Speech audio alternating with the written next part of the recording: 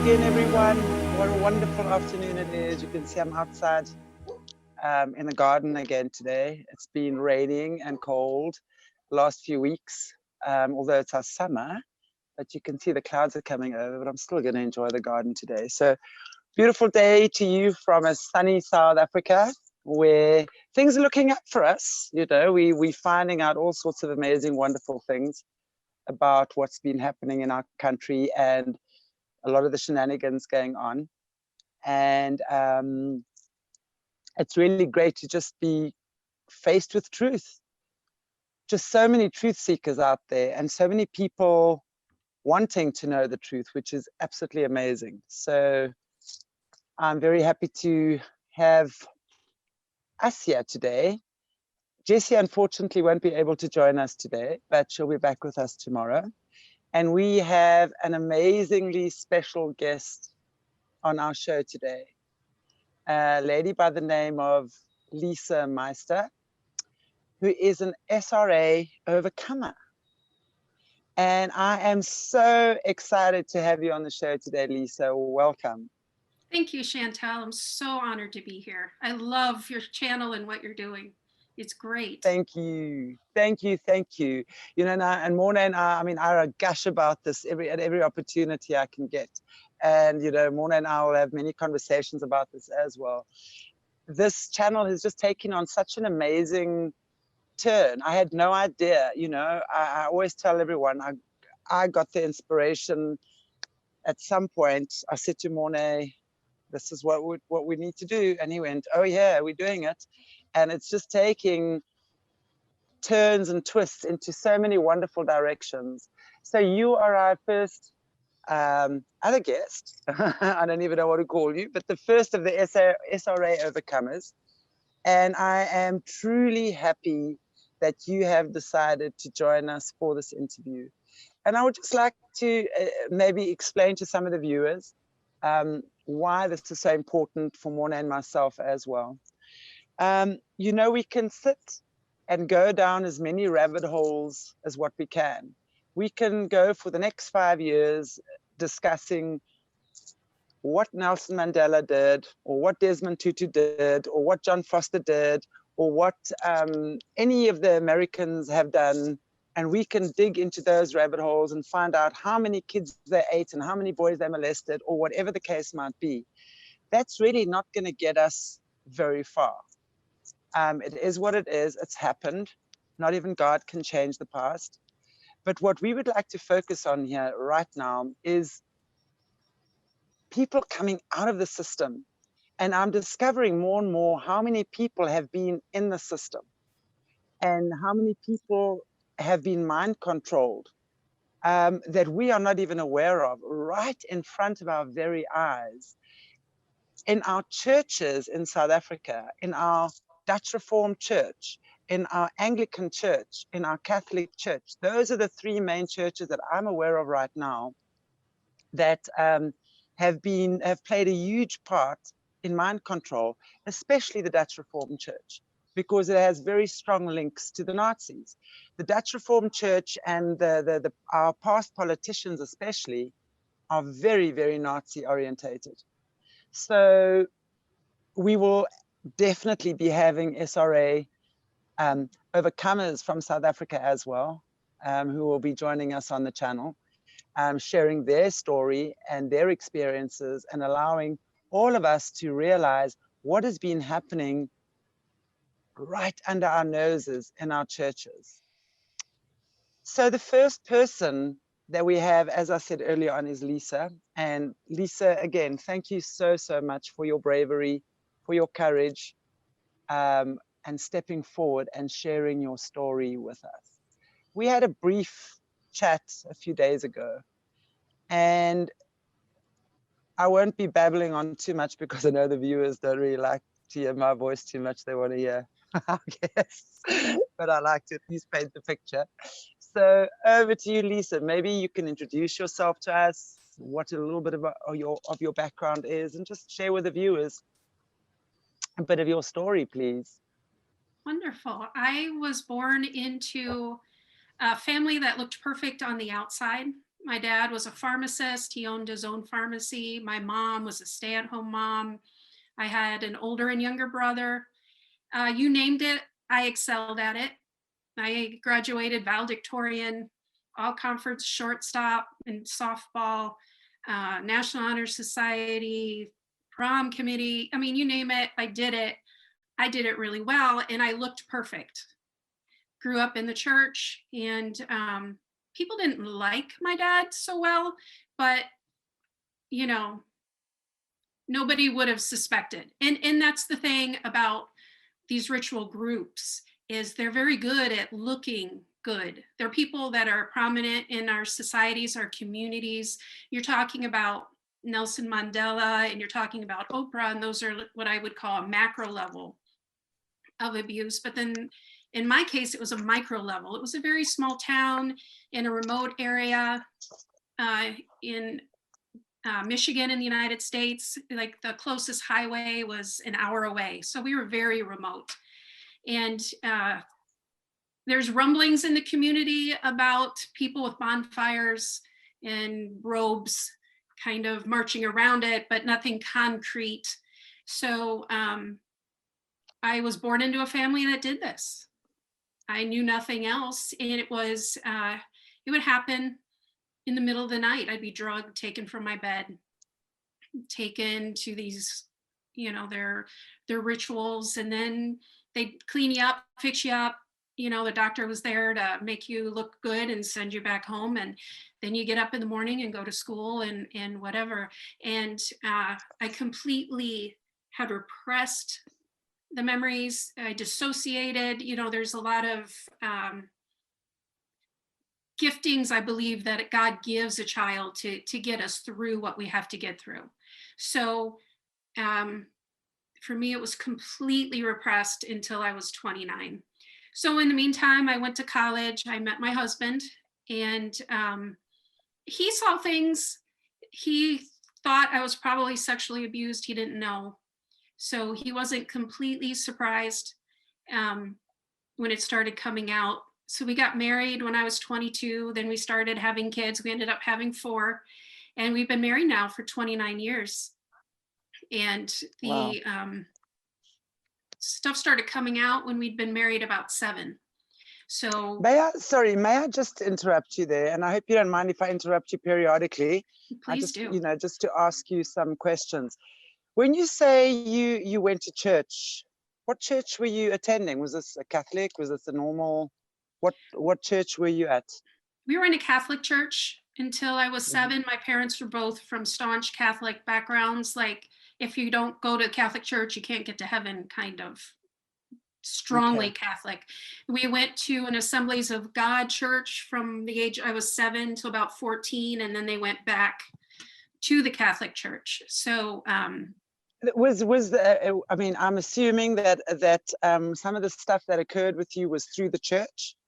Was it done at the Catholic Church? Because when we look at Jesse's testimony and many other overcomers, it has really been in the Catholic Church.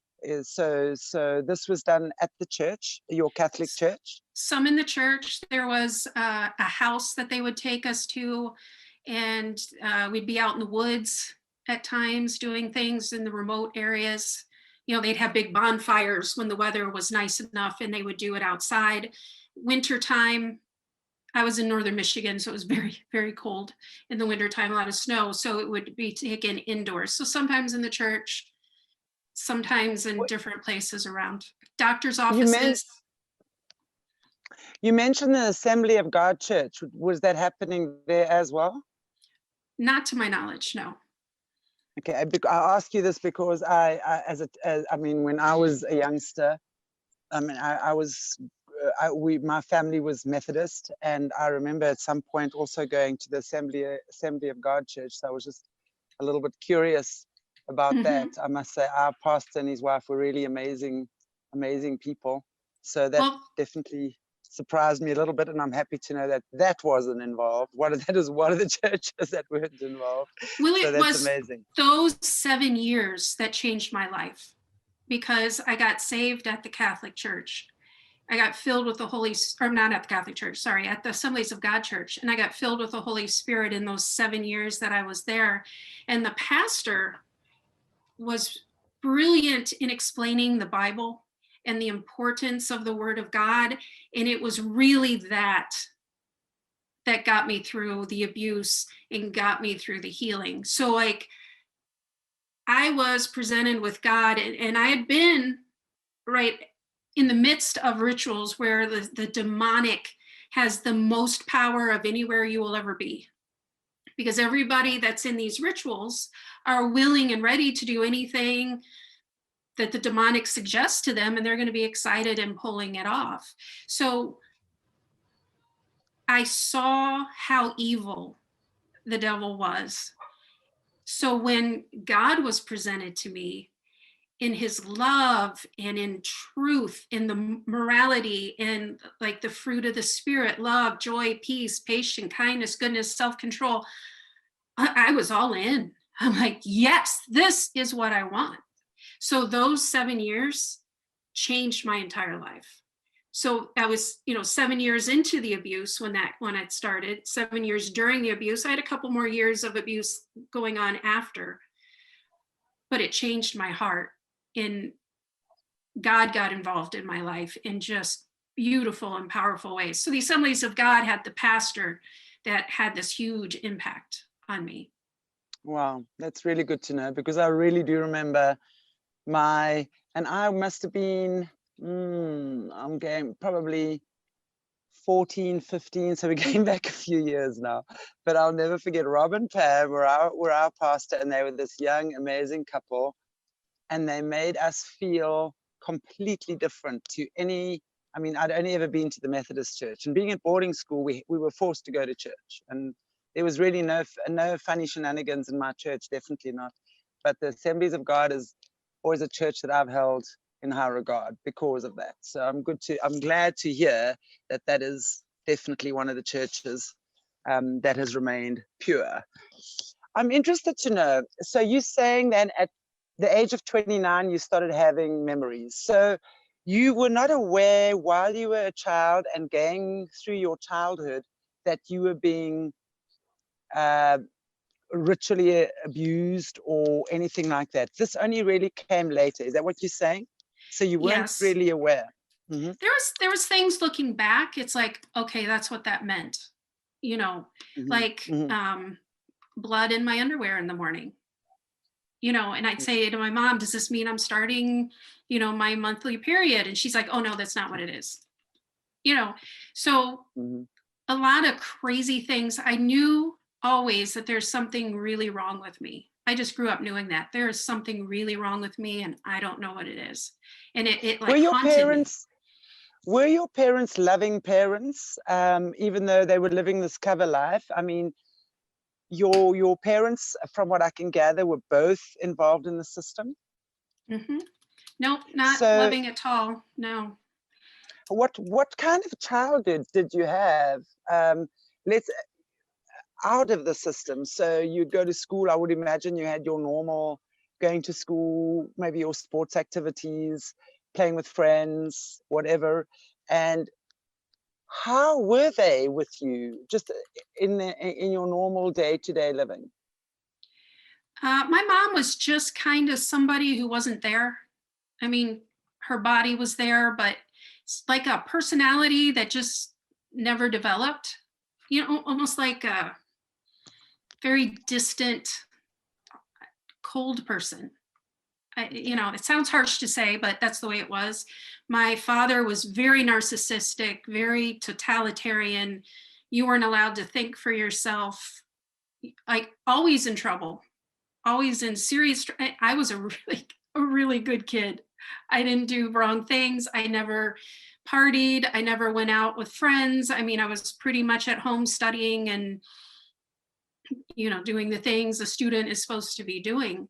But like, I remember my dad would just scream and yell, you're stupid, you're lazy, you're fat, and it would just like, I remember hearing about divorce, and it's like, I just don't think divorce is right. I think when you promise to each other, you really need to, and he screamed at me, don't you dare talk about anything that you don't know. I mean, like you couldn't even have an opinion about anything.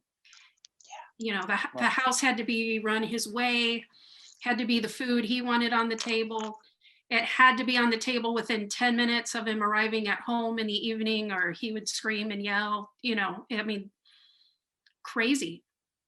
Just, wow. you know, it was, I mean, just talking, if I would just talk to you about the way they parented, you know, you would just like, that would just blow your mind right there because it was just crazy. But people that are involved in these groups, I mean, they just have to be psychotic, right? You know, psychopath types of behaviors. Otherwise, I don't think they would do it, would they? Absolutely. I, you know, if I hear these stories, and I have to say, I am one of the blessed people that have had an amazing family life. We certainly have had our stuff. I'm not saying we're all perfect, but I've understood over the years, especially in my work, I've been a healer for 20 years, and I have come across some horror stories.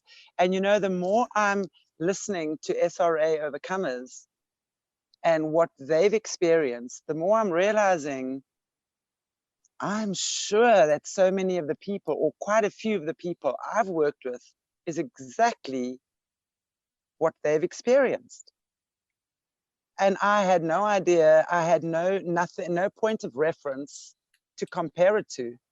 But the more I'm hearing, you know, you guys' stories, the more I'm realizing, wow, there have certainly most definitely been people that I've worked with that have experienced that.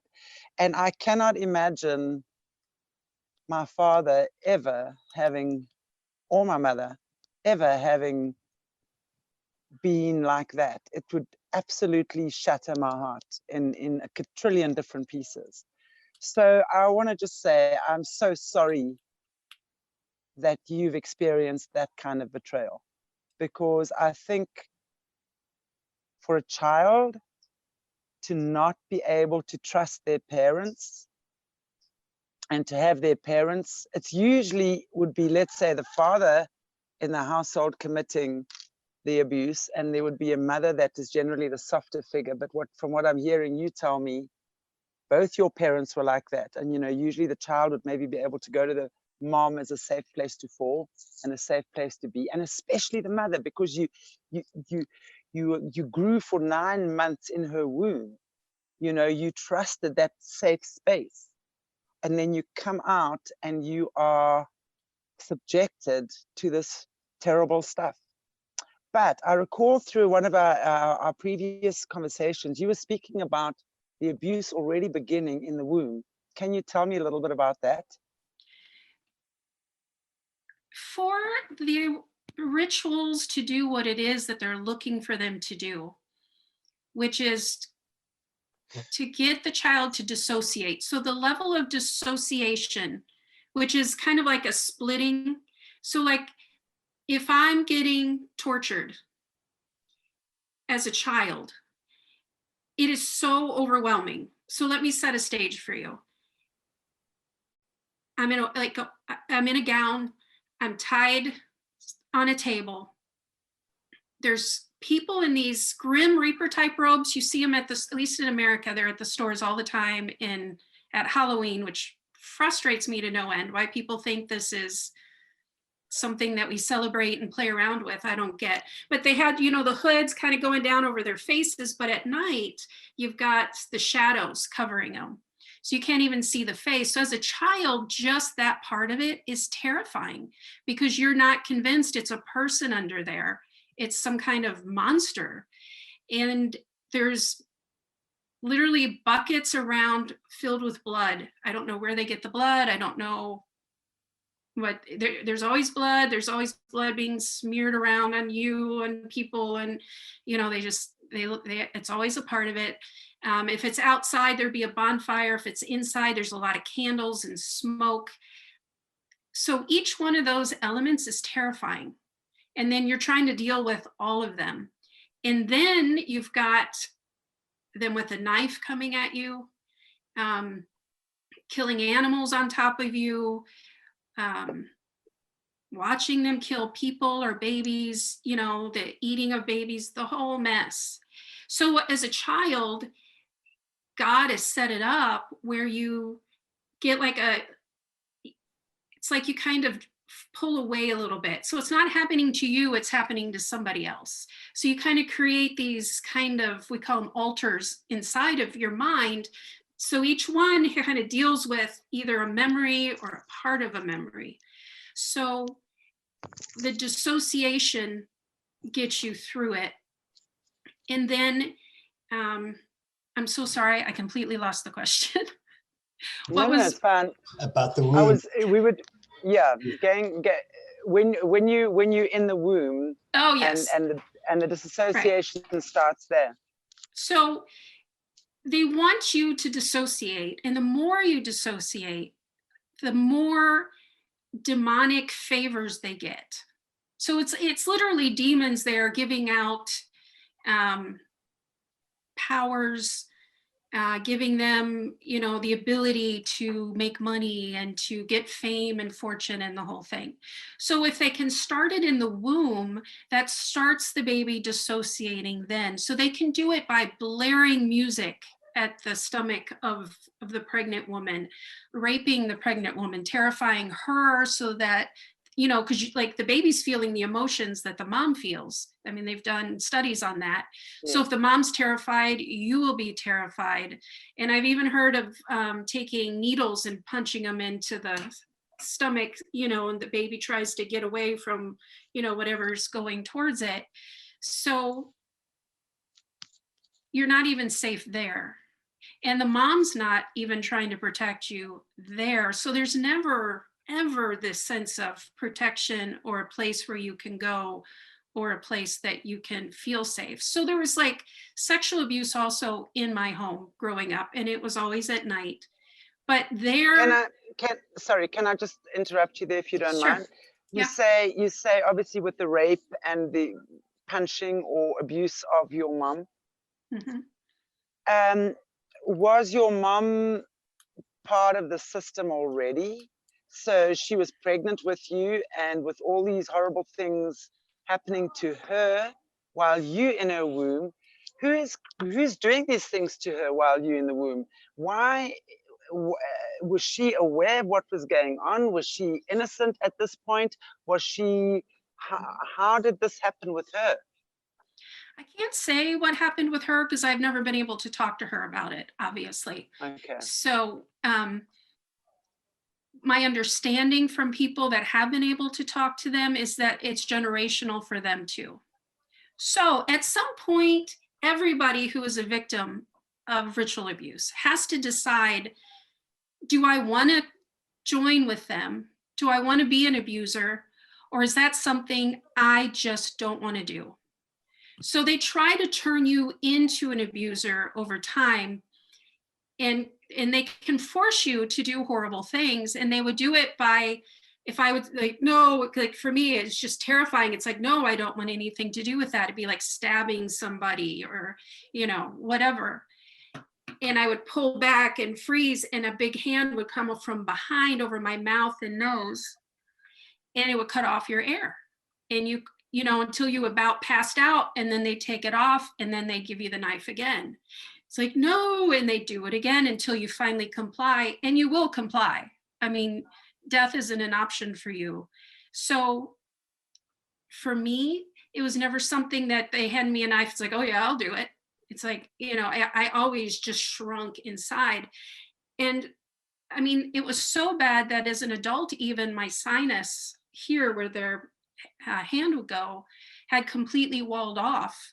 And the doctor's well, that only comes from either trauma or you've had previous surgeries. It's I've never had a surgery, but I can tell you where the hand was, and it was right where that sinus was. So that much pressure over the years, even, your body, there's a book called The Body Keeps the Score. And, your body handles the scars of what they do, and they can't be doing all these things without it affecting you. So my mom, at some point, I'm sure she grew up in this, some point she decided, I'm going to be complicit in it. Now, Yeah. if my husband had done that, which he didn't, thank God, I would have taken my kids and run. You know, it's just absolutely not, because I was going to protect my kids no matter what. And that's actually why it started coming out. My 5-year-old daughter, I was terrified my dad was going to start abusing her. And I didn't know what it was going to be. And that's how all the stuff finally started coming out. Because God puts in us this parental, we protect our kids no matter what, right? You know, we'll fight anybody off. That's normal. So, but if you're gonna say, okay, I'm gonna, you know, be an abuser, okay, I can line up with this, then you're just gonna be checked out and not care what they do to your kids. That's Because it doesn't incredible, matter. because I remember, you know, as a mother, when I gave birth to my son and I held him in my arms for the first time, I looked down at this little thing, and I was young. I was 21 when I had him. And I looked at him and I thought, wow, I will die for you.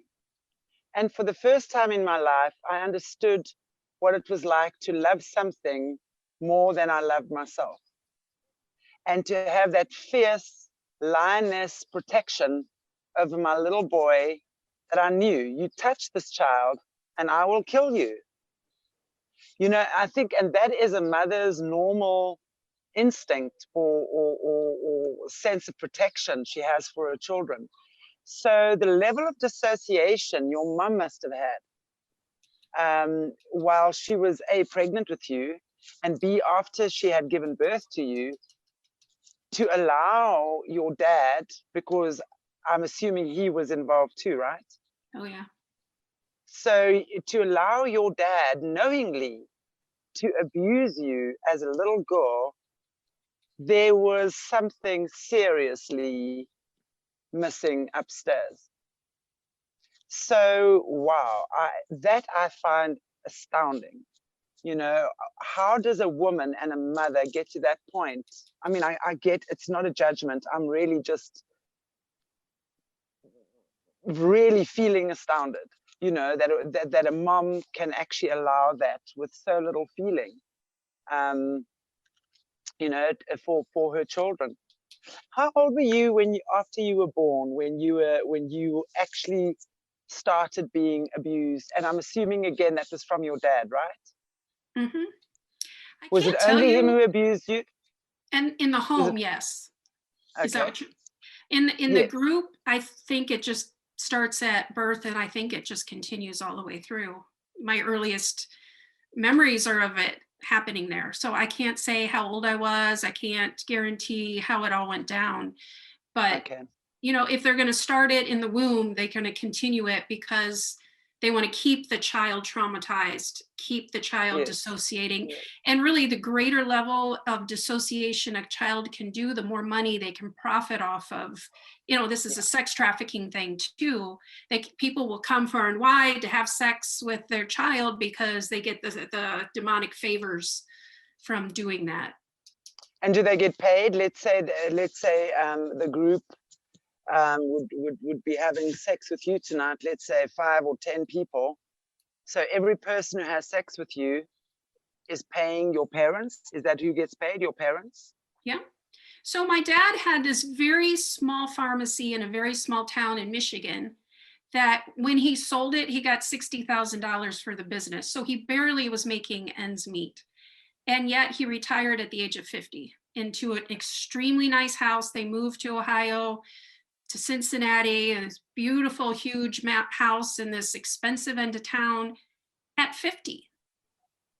You know, you can't explain it.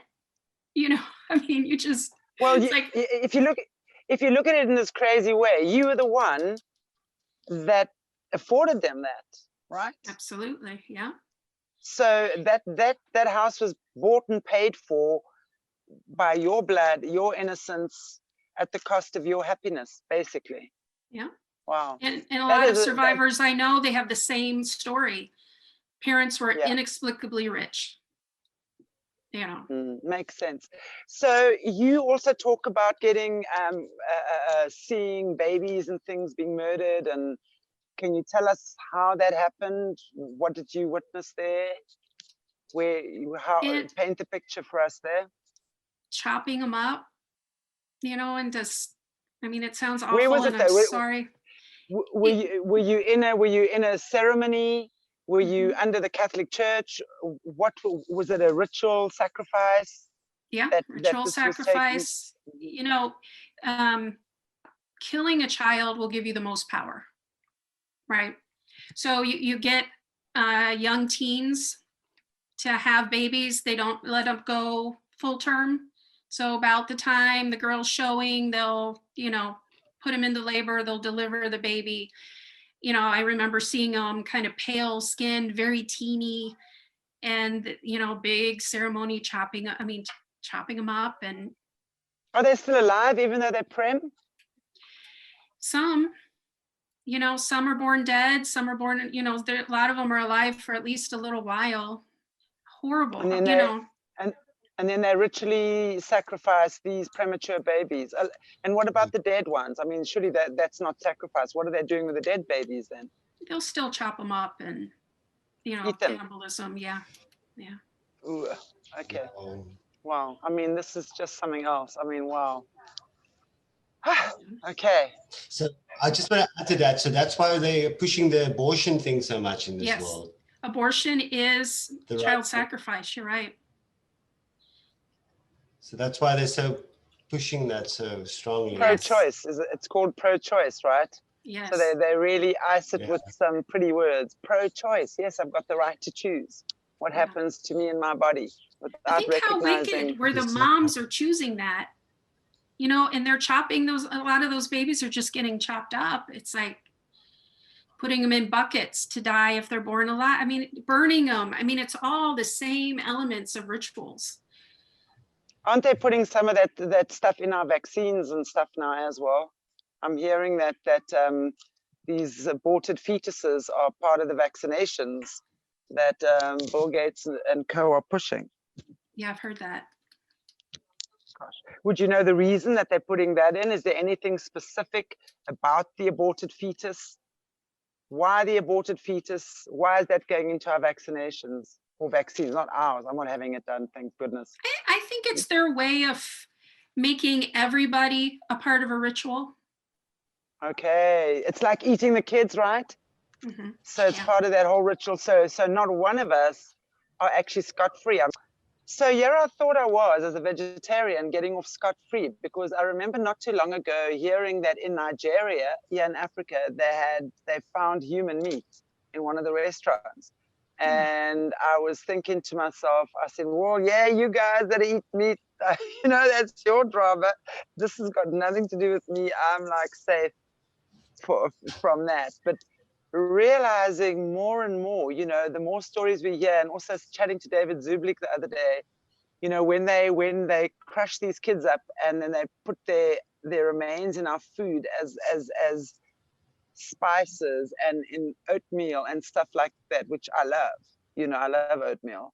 So not one of us, whether you're vegan or anything, is actually escaping this. And then I'm told that that this food is cursed and to make us sick, which then feeds the pharmaceutical industry and the medical industry. Isn't that crazy? Plus we're paying them, literally giving them money for these kids that they are crushing and feeding us unknowingly. I mean, how evil is that? Gosh, that's quite something. I mean, it's just something. Wow. So none of us are free of this. And as Jesse was saying in one of our previous interviews, you know, all of us need to actually take responsibility for turning a blind eye. And as we say, whether we are knowingly or unknowingly ignorant of this, when this information is coming up in the way that it is, we don't have the luxury and the liberty of turning a blind eye to this anymore, because we are all complicit actually, and we all need to stand up together and say, we no longer choose for this to happen. We are going to absolutely say no more. Wow. I'm so proud to hear you say that. I'm just rejoicing inside because, you know, that down to the little girl that I was, it's like, would somebody please stop this? Would somebody please listen? Would somebody please do something? And you are doing that. Well done, Chantal. Thank you. I feel so emotional right now because, wow, I realize how privileged I've been in my life. You know, I realize how protected I've been. And I realize how many people haven't had that privilege. So as I sit here today, I really want to ask everyone who is saying to me and to everyone, I'm just staying in my house, I'm safe there, I'm not getting involved, this is too uncomfortable. You cannot say that anymore. If you think you are safe in your house, you are sorely mistaken. If you think that turning a blind eye to this because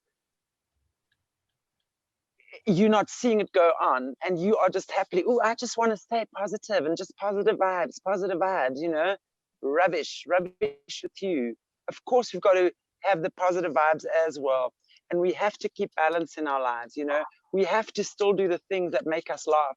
We have to still do the things that make us happy. We have to still enjoy our families and love and nurture and protect and take care of, now more so ever than before, and not in a clinging, needy way, but in a way that says, I'm a warrior for this earth. I'm a warrior for the children. I'm a warrior for the animals, because by God, the animals have had such a bad deal through this as well. I'm an animal whisperer. And I will tell you for sure, if we think animals don't know and don't feel and have no feeling about being abused, we have to think again. You know, it's children and animals. The two go hand in hand. They are innocent. They are God's sacred creatures. They are pure. They are innocent. We cannot sit back and say, it's too uncomfortable for me. So again, you know, in that way, I say to everyone out there, you do not have the right anymore to do that. We are all in this together. We all need to stand up and we all need to say no more. So thank you for allowing me to say that. Thank you for saying it. I love hearing that. Thank you.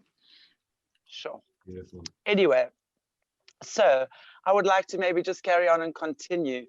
You know, you saw these things as a child. You were this perfect straight A student because you knew that you had to be perfect, and the only thing you could do was be perfect, because somehow you knew that you were not gaining the approval of your parents, and every child wants the approval of their parents. Your mother was cold and distant, your father was harsh and critical, and you thought that by doing everything perfectly they would love you more. Am I correct in saying that? Absolutely. Yeah. And you didn't know what was going on behind the scenes. So no, it sounds crazy to say that, but I understand. you know, yeah. you have to, because you can't keep going. I mean, even as it was as a teenager, I would beg God to let me die during the night. You know, don't let me wake up in the morning, just pleading with him. So there was, you know, this dichotomy inside of me that was always fighting, you know, but you know, you have to keep going. You have to get up in the morning, you have to go to school, and you have to put your mind on something. So for me, it was, I put it on God and I put it on my schoolwork, and that, you know, took, you know, kept me from thinking of other things. So you then carry on and you meet your husband, as you said, in your early 20s. And I'm sure, as you say, he must have realized, and may I ask you, and you don't have to answer this question, we can edit it out if you want to. You obviously would have had intimacy issues. Absolutely, yeah. Didn't have sex before we got married. Spent the honeymoon crying, you know, just very, very difficult through the years. And, you know, he's been very good, very patient. you know, and I never said, no, I'm not going to do this anymore because I love him too much. That's unfair for him.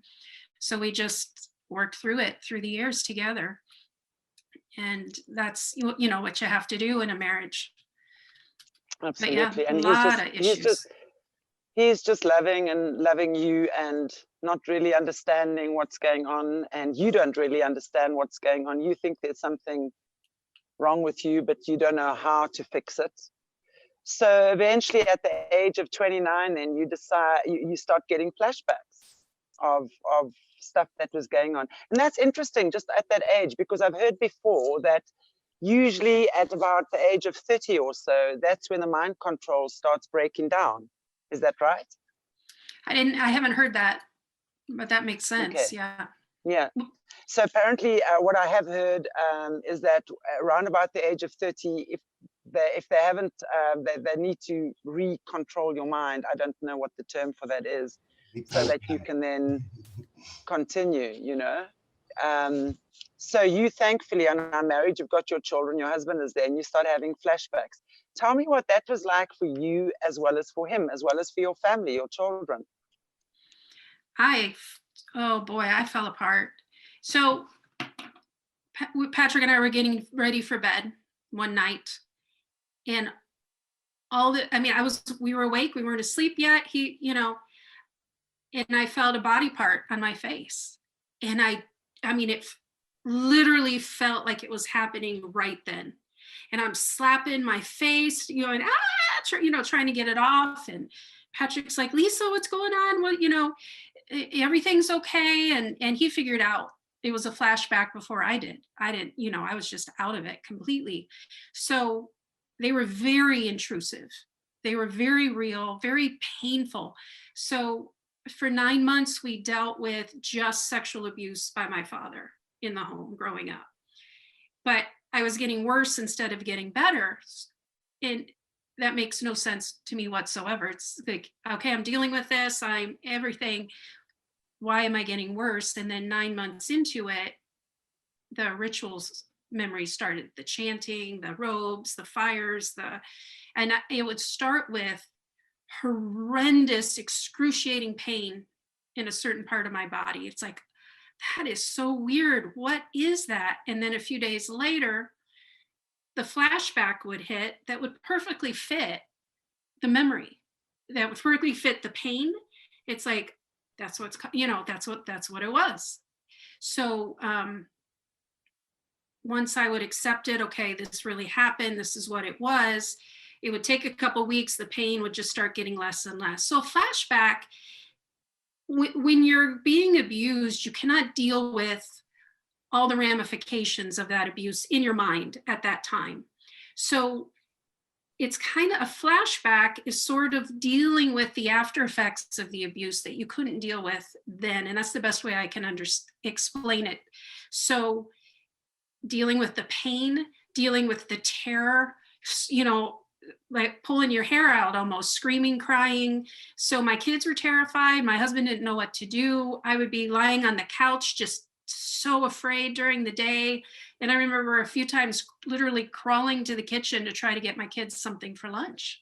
And you know, they would just kind of play off in their room. You know, I had a 1, 3, and a 5-year-old when it started.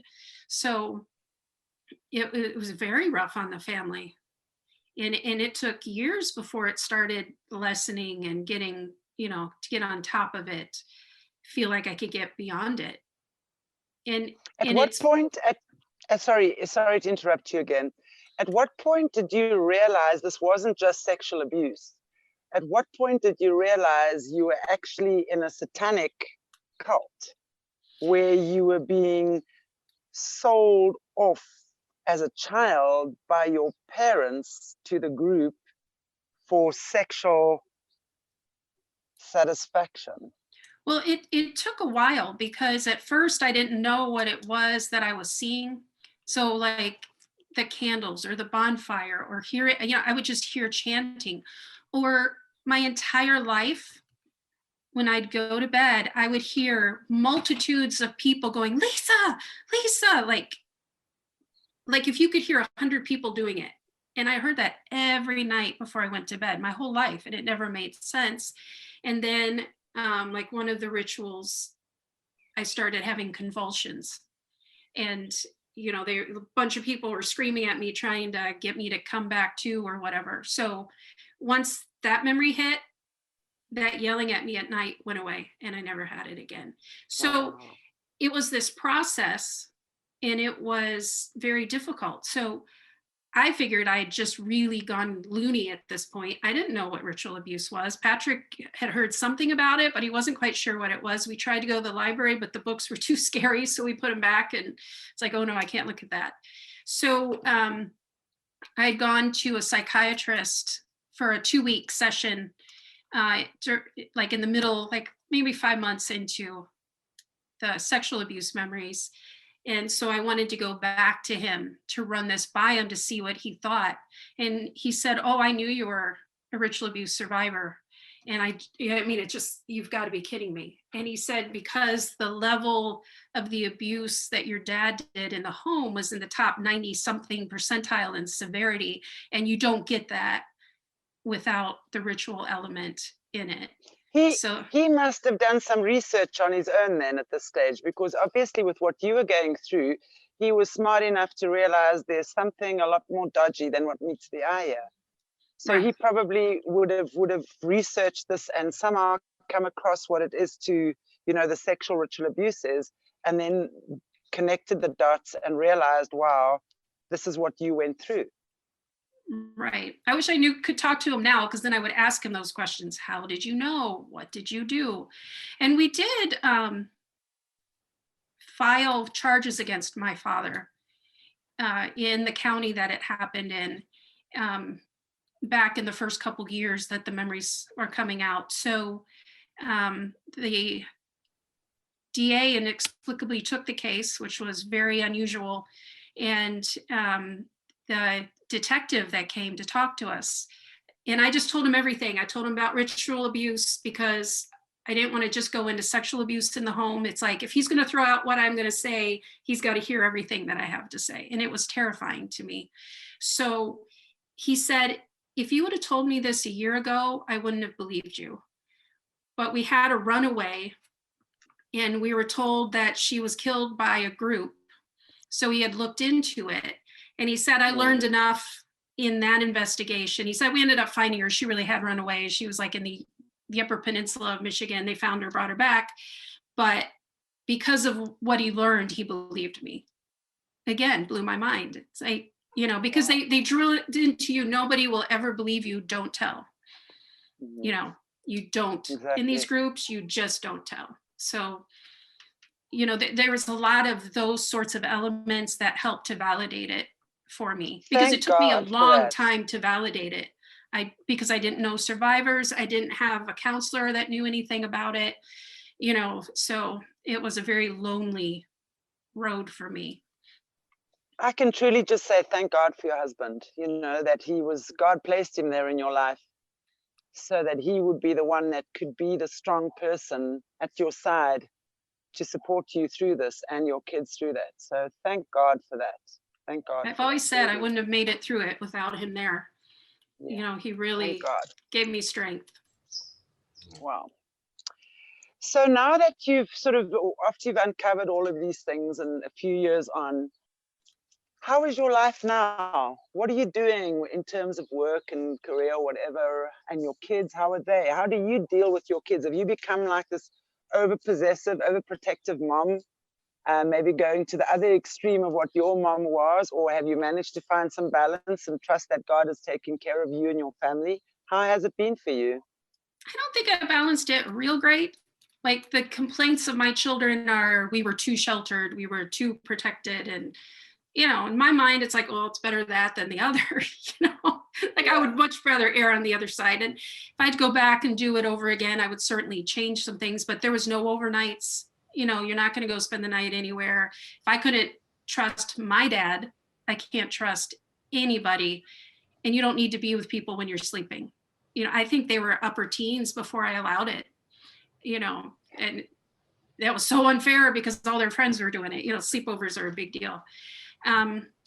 My kids are now 18, 23, 25, 27. 2 are married. I've got a wonderful son-in-law and daughter-in-law. I've got 2 grandbabies that came in December, 10 days apart. So that was a ton of fun. Boy and a girl. What a blessing. Yeah, I mean. And anyone knows, I have a granddaughter. I mean, I always say, yeah, my granddaughter is God's bonus for being a mom, you know? Aww. Grandchildren are your bonus for being a mom. It's like, wow. I mean, the love that I have and I experience with my granddaughter is unbelievable.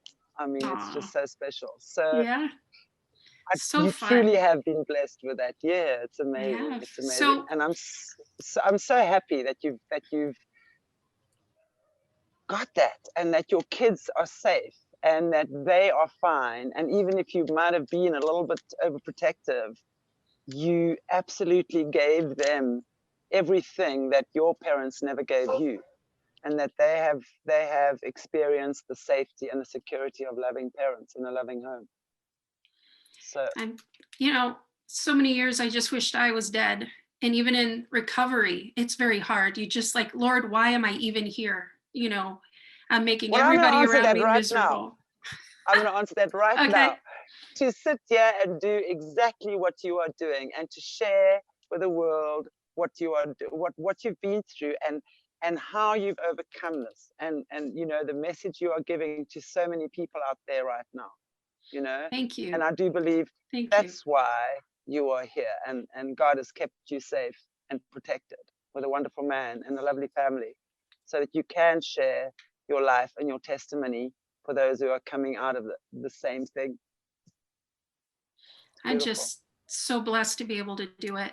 Just so happy to be able to do that. So many of my friends, they're like, speak for me, Lisa. Just, go speak for me, because I can't do that. So, I'm telling you my story, but I'm also telling you the story of many others. Many others. Yeah.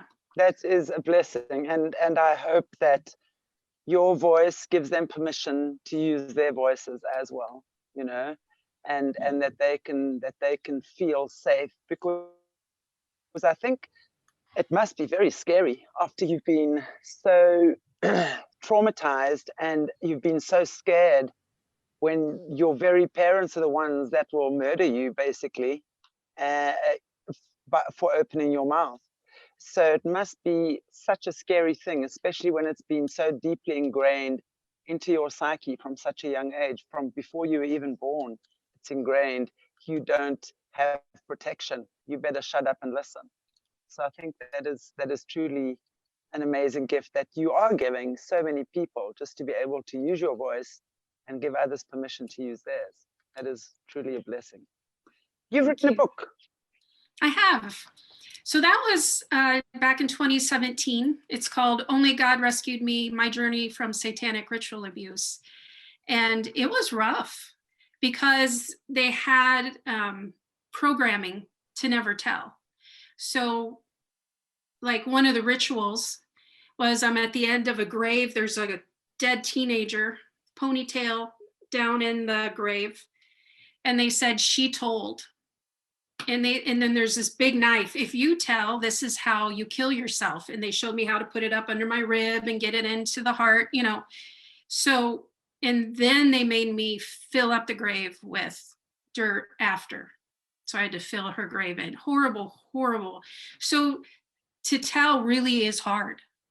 It's not just they will kill you, but you have to kill yourself. So even in the writing of the book, I was with a knife in the bathroom.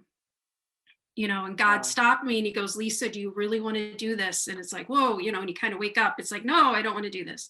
So I did tell, and I wrote my story, and it's been out there for a couple of years, and people are reading it. I'm getting contacted by survivors in many different countries, and my story's out there, and I'm We'd just love to post the link.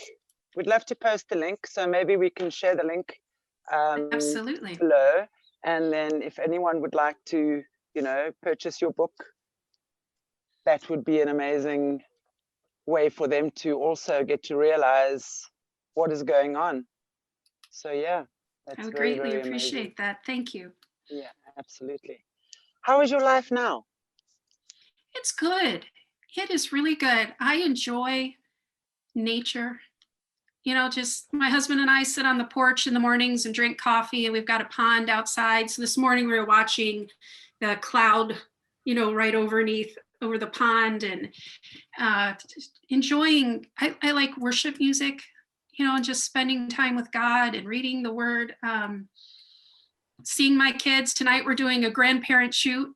So both that's going to be just so much fun. So trying to really enjoy life and family and friends and community. And I've, you know, I couldn't do that for so many years. I was a survivor for so many years, just getting through barely, you know. So when you get to the overcomer part, that's a whole different story. That's a whole different Lisa, you know. It still blows my mind that I'm happy. I really, really am happy. That's amazing. I'm so happy that you are happy. And I have one question to ask you before we maybe call it a day. I'm not sure how much time we still have left. What would your advice be to someone who is it's a twofold question. A, wanting to get out of the system, but too scared to, you know, and B, what would your advice be for someone who's possibly been in your situation, been out of the system, but doesn't know how to tell, doesn't know how to seek help? What would you say to those people? There is always a way. There's always a way. You have to be creative. You have to trust somebody. Finding the person to trust takes some wisdom. For me, finding God and knowing what the Bible says was really a path out for me. And you get far away from your family, as far away as you can get, and you do not contact them. And for some survivors, that's very hard, but you have to do that to stay out, because they can access programming and things. They're very manipulative. Find a team of people. You know, having my husband, very nice. Not everybody has that. I have friends in church that I've been able to talk to that I can trust, you know, and you start talking. And if people shut you down, you just stay away from them. If people will listen to you, then that's somebody that you can talk to. And so you learn to read people, and you have to open your heart to begin to trust, because some survivors just can't trust anybody, and then they're just in this prison inside. So you know, there's bride ministry, there's a lot of different ministries for survivors that you can connect with, and they will walk you through the process of getting out, staying out, how to stay safe. And then you have to go through healing. You have to you know, you have to be tenacious in, I am going to heal no matter what it takes, no matter how hard it is. I'm going to do this. Even if it's crying on the floor, I don't know if I can do this, but I'm going to do it no matter, you know. I mean, that's really what survival is. Yeah. But it's like, even there, even in the broken, even when I was on the couch and literally could not get up, it's like, I will keep doing this, and I will do it as long as I have to. Be tenacious. You need to do this for yourself, and you can get healing, and you can be okay. That is truly amazing to know that there are people out there who can support those coming out of it. Could we post a link maybe where they can reach you? Let's say if there's anyone who would like to get in touch with you, who's going through something similar. I'm getting Absolutely. quite a few emails, messages from people who are having flashbacks and who are saying, you know, I know I've been in the system. There's a lot of proof that it's been going on, but I think there's a lot of people that are not really knowing. It's like treading water. Okay, where do I grab onto now? You know, what do I grab onto now? So I would love if we could then post your contact details as well as a link for your book, so people can get hold of it if they'd like to, as well as reach you if they'd like to. And what I'd also like to ask overcomers, if you guys are willing to share your testimony on our channel in the same way that Lisa has, and you know, maybe we could even have a group discussion. We could figure it out how we're going to do it along with Jessie as well. I'd love for us to sit down with Jessie in our next interview. She's not well today. I'm sure she's been through a lot as well. Just wow, what that lady has experienced is phenomenal, and also her sharing to the world her experience, very scary for her, but the amount of faith and trust she has in God and God's protection over her and her family is phenomenal, in the same way I see with you as well. So I think, and you know, even for us, I mean, it's not the same thing, but putting this information out there, there's definitely a scary element, you know, and we just have to be, we are brave hearts, you know, we really are. And it's not about, oh, I've got to try and do this, and oh, I'm so scared and I have to be so brave. It's just, you know, when we have that knowledge that we're walking in the light of God and we belong to God. And this is what I say, you know, when Jesus said, the truth shall set you free. It's these times that Jesus is really talking about the truth setting us free. By talking, by using your voice, by sharing, by knowing that your story is going to make such a difference for someone else as well. I think that is just, that's what your protection is. You don't need to have 10 bodyguards around you at all times. Your protection is the light of God. And we should know this. And the more we step forward and express that, the less scary it becomes. And I think that at the end of the day is what it's really about. Would you agree with what I'm saying? Absolutely. And that's why I put my name on my book. It's my real name, because I am telling survivors and overcomers that we don't have to be afraid of them anymore. Yes, absolutely. And united we stand, you know? What is the word? What is the WW1? What's the thing that everyone's using now? We go one, we go all. Exactly. And we are one. We are one. We are one. You know, as humans, we are one. You know, we are all created in the image of God. We are all created in the light of God. We're all created from God and by God. And we must know this. And we will only know this when we let go of our fear, when we, you know, when we decide fear no longer controls us.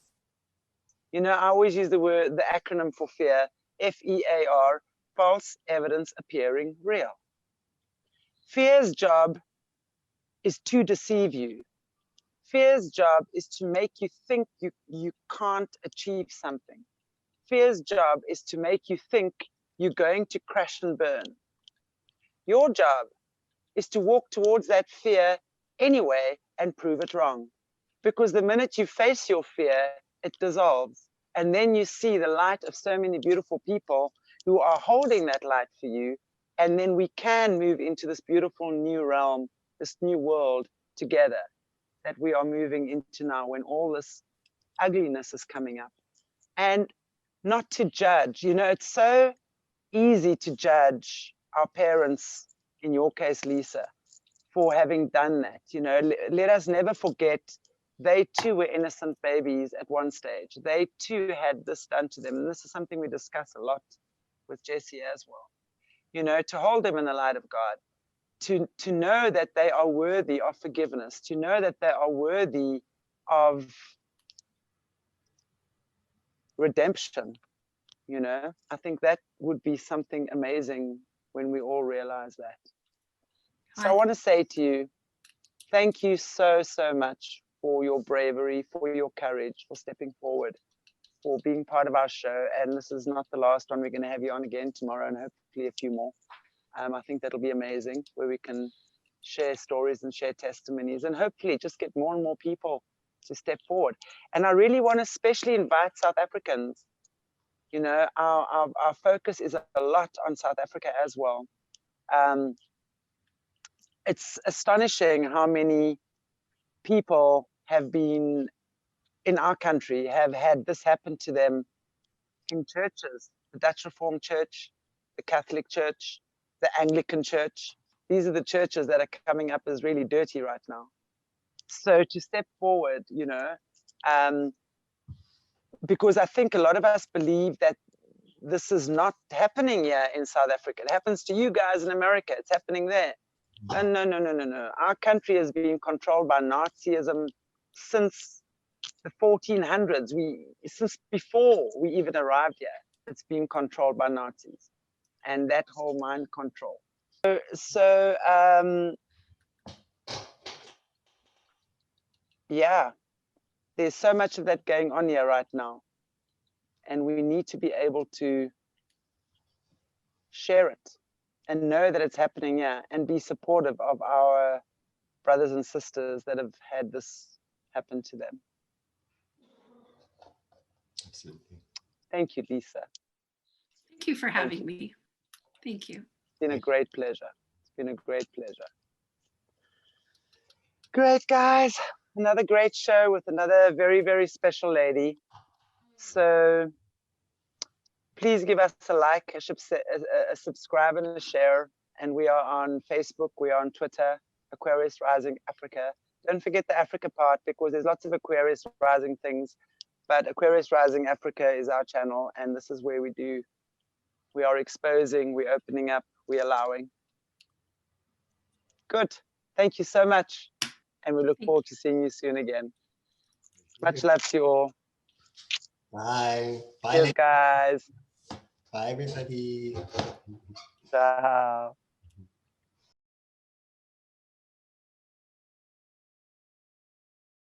Hello again, everybody, and welcome back to yet another amazing interview in our Overcomers series. I'm so blessed and so grateful that there have been so many amazing women thus far that have responded to our invitation to share your stories. Today we have a beautiful lady called Cindy who's going to share her testimony with us. Quite shocking, I have to say, I think, for the average person. But I think what we're realizing more and more now is that nothing shocks us anymore, right? I think what's becoming obvious to me and a lot of others as well is how wounded our world actually is, and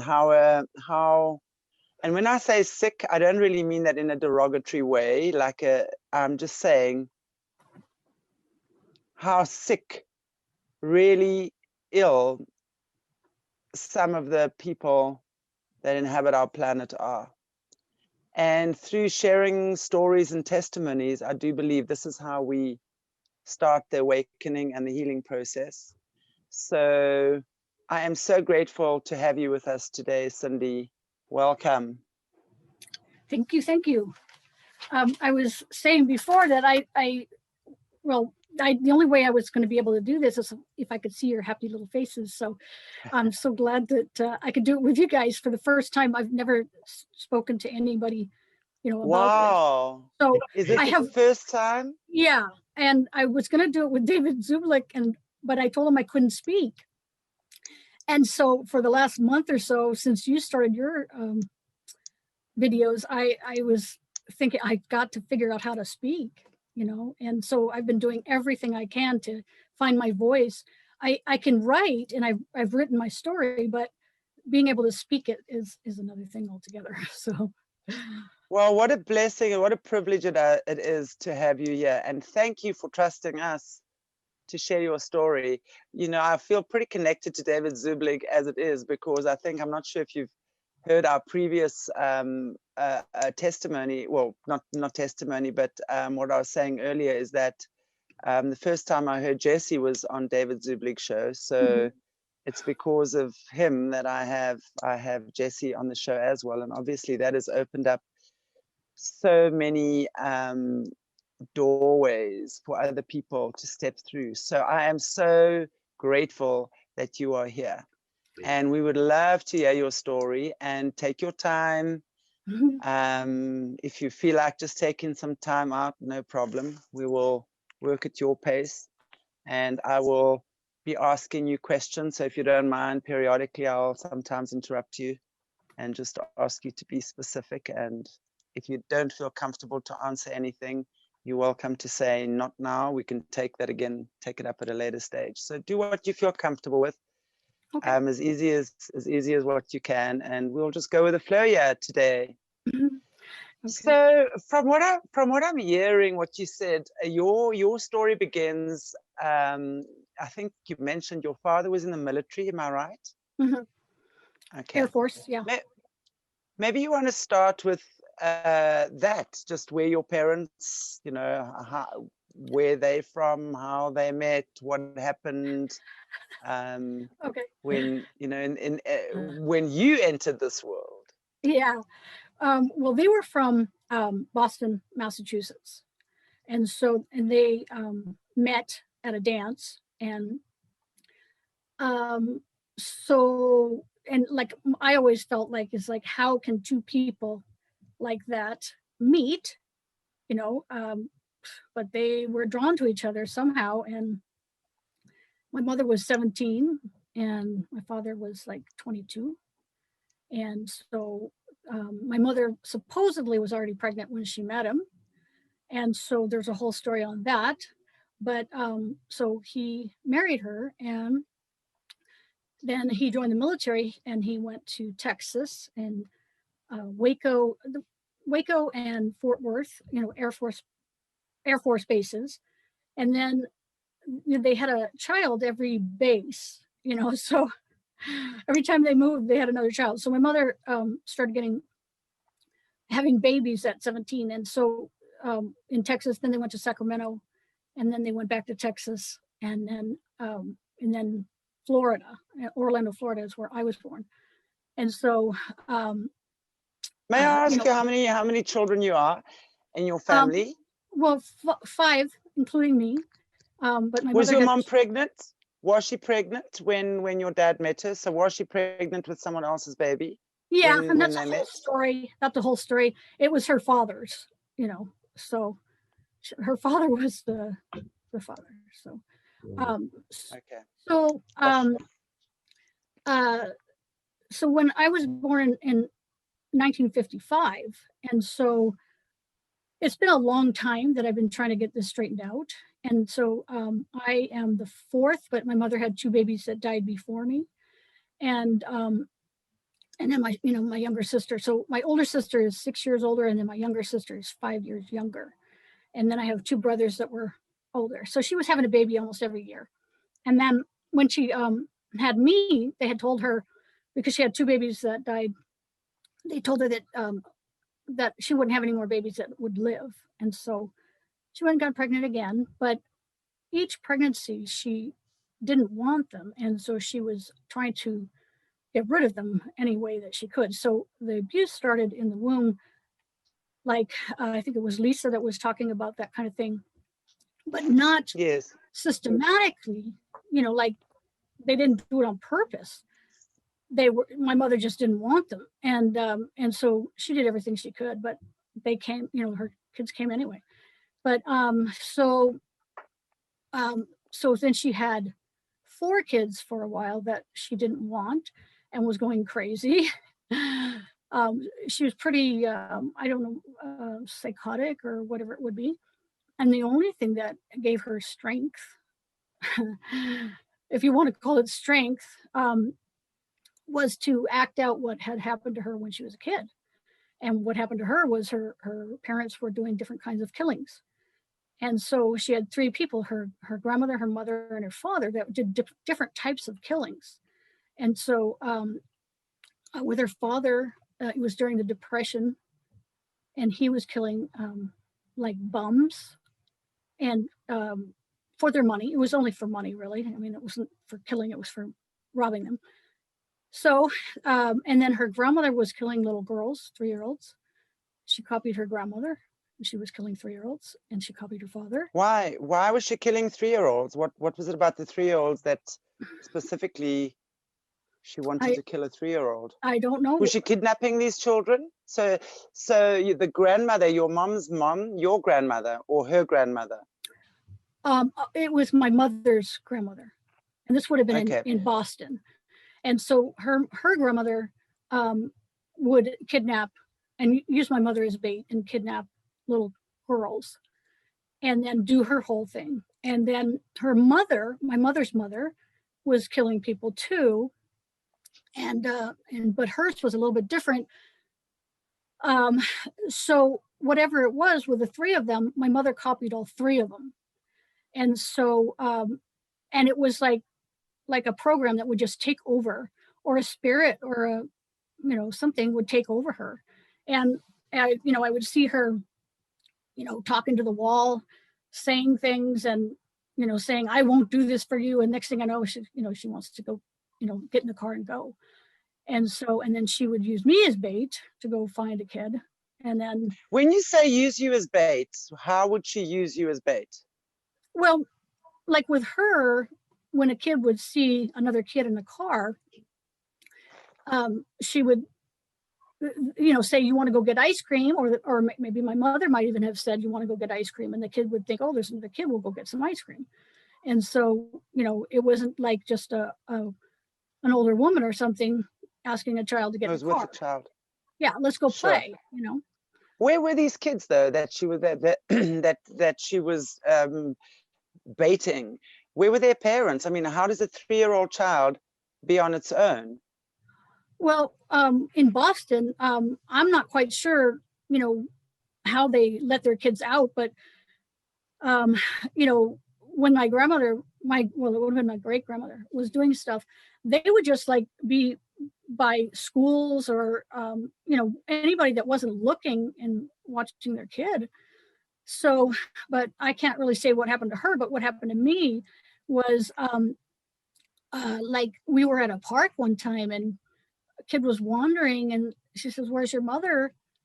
And she pointed to her over by the blanket, and her mother had her head down on the blanket looking the other way.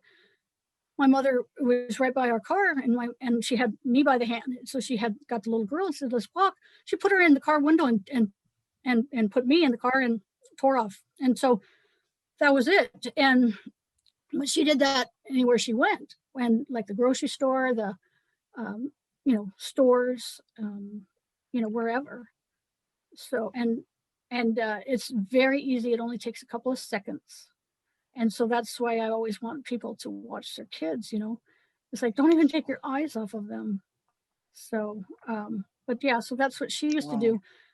And so there's 10 little girls that my sister was older than me, Diane, and we were always being, tormented by this, because she would either take me or my sister to go find them and then bring them back and just kill them right in front of us. And so that was really hard. How would she kill them? I'm assuming that from what I'm hearing you say, there was some demonic force speaking to your mom, and she was saying, I won't do this for you, I won't do this for you. And then the next thing, she's in the car, got you or one of your sisters or one of your siblings riding off to a park or a school or a playground somewhere, luring little kids in and saying, come, let's go and have ice cream. So how and where would she kill them? Was there a slab that she would put them on? Was there, how would this happen? If you want to get graphic, it's pretty rough. But she wasn't doing any kind of ritual other than what she had witnessed, when she was a kid.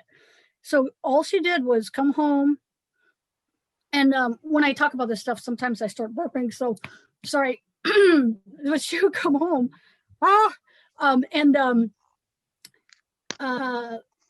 Just put him on a chair and just, that was it, stab him. And then we lived off of a swamp in Florida. We moved from Orlando to Miami. And so we lived off of a swamp, and she would just wrap them up and take them out and bury them in the swamp. And she did that with 10 little girls. And my sister and I were trying to stop her all the time. And so my sister was 9 and I was 3 when, and there was more before that, but I didn't know about it. But with these 3 little girls, 3-year-olds, 10 little girls that my mother, those are the ones that like I said, my sister was saying, when she died in 1980, her last words were, "Don't forget the girls." And so she wanted me to get this resolved. And I've been trying every which way I could possibly think of I have their names, and to get it resolved. That's why I put the book out like 4 years ago. I thought somebody would have, connect to these girls and be able to get it resolved. And how does resolve look? I don't know, but I thought that. Sorry, I can't hear. You can't hear me? I can hear you. Yeah, I can hear Okay, I can hear you now again. I can hear you now. Sorry, I just missed you there for a. Okay. Do you remember what you had heard? You wrote it in. You'd written your book, and you've mentioned the names in the book or something. Yeah.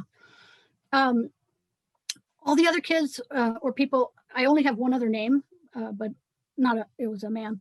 But all the other people, I didn't know their names. But these, I know their names. And so my sister at 9 was going to the neighbors and collecting the articles in the newspaper said the kids were missing. So she would cut them out of the newspaper, and there would be like a missing girl, and they had their name and everything. And so she would collect them and put them like in a little box and put them in the closet. And so when my mother would do it again, my sister was so upset. She goes, "Oh, now I got to go look for another name," because not that was the hard part, but just it's like another kid, and she couldn't stop her, and we could never stop them. And so it was like, and they kept saying that they were sanctioned by God, and God was telling them to do it, and we went round and round on that. But so did your parents live what we call the cover life? Were they maybe religious people? Were they churchgoers? Using God as a front? In the beginning, with these little girls, my mother just looked like a young, pretty woman with kids, and so she would never have looked like a killer. And even when she got older, she never looked like a killer. She knit and she crocheted and she painted and she did everything, every hobby there was. And when I would tell the neighbors when I got older, they would say, "You're talking about your sweet little knitting mother?" It's like, you don't know her, so, but with my father, he was in the military. And so he was always like, everything had to be a good impression, because he's in the military, and so he always looked good when he went out of the house in his uniform and his hat, and, he'd salute people, and, he'd do whatever it looked decent. But in the beginning, they weren't going to church or anything like that. But, when I was 12, my father got involved with a reverend, and that he kind of made us go to church on Sunday, but then was doing torture stuff during the week, but not for very long. So may I just interrupt you there? And I'm sorry again. There's one thing before we get on to your dad. So when your mom was killing these little girls, was it always little girls? And were they always around 3? Was it girls or girls and boys? Well, with my mother, it was just these 3-year-old little girls that I have the names. But my mother killed, like I said, she was copying her father and her grandmother and her mother. So my mother killed men too. But the girls were the ones that I was concerned about because I have their names. But, and my sister and I would look at the pictures every night and kiss them goodnight and pray for them. And so, it was just, quite the ordeal for little kids to go through that. But you know, I think you had So asked was normal. okay. Was your okay? There's two things I want to just ask you here. So there was no ritual. It's not like she cannibalized the kids or Not at that point. wanted Not their until I was, their. Okay. yeah, not Okay. So at that anything like point, that. she's just killing the child. She's just killing the child, And wrapping then it just up, throwing it in a taking swamp. out this, yeah. And so, Okay. but So is your father any aware? Did he have any awareness at this point that this was going on? Did your father know?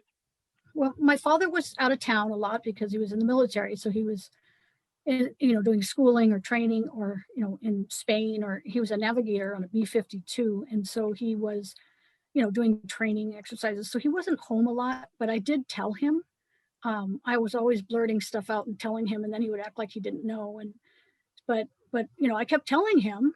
And so I can't remember what, you know, if you had a question there. No, I was just that was the question, if he knew. So what you're Oh, yeah, saying yeah. is that even though he knew, he pretended he didn't know. So he never actually did anything about this.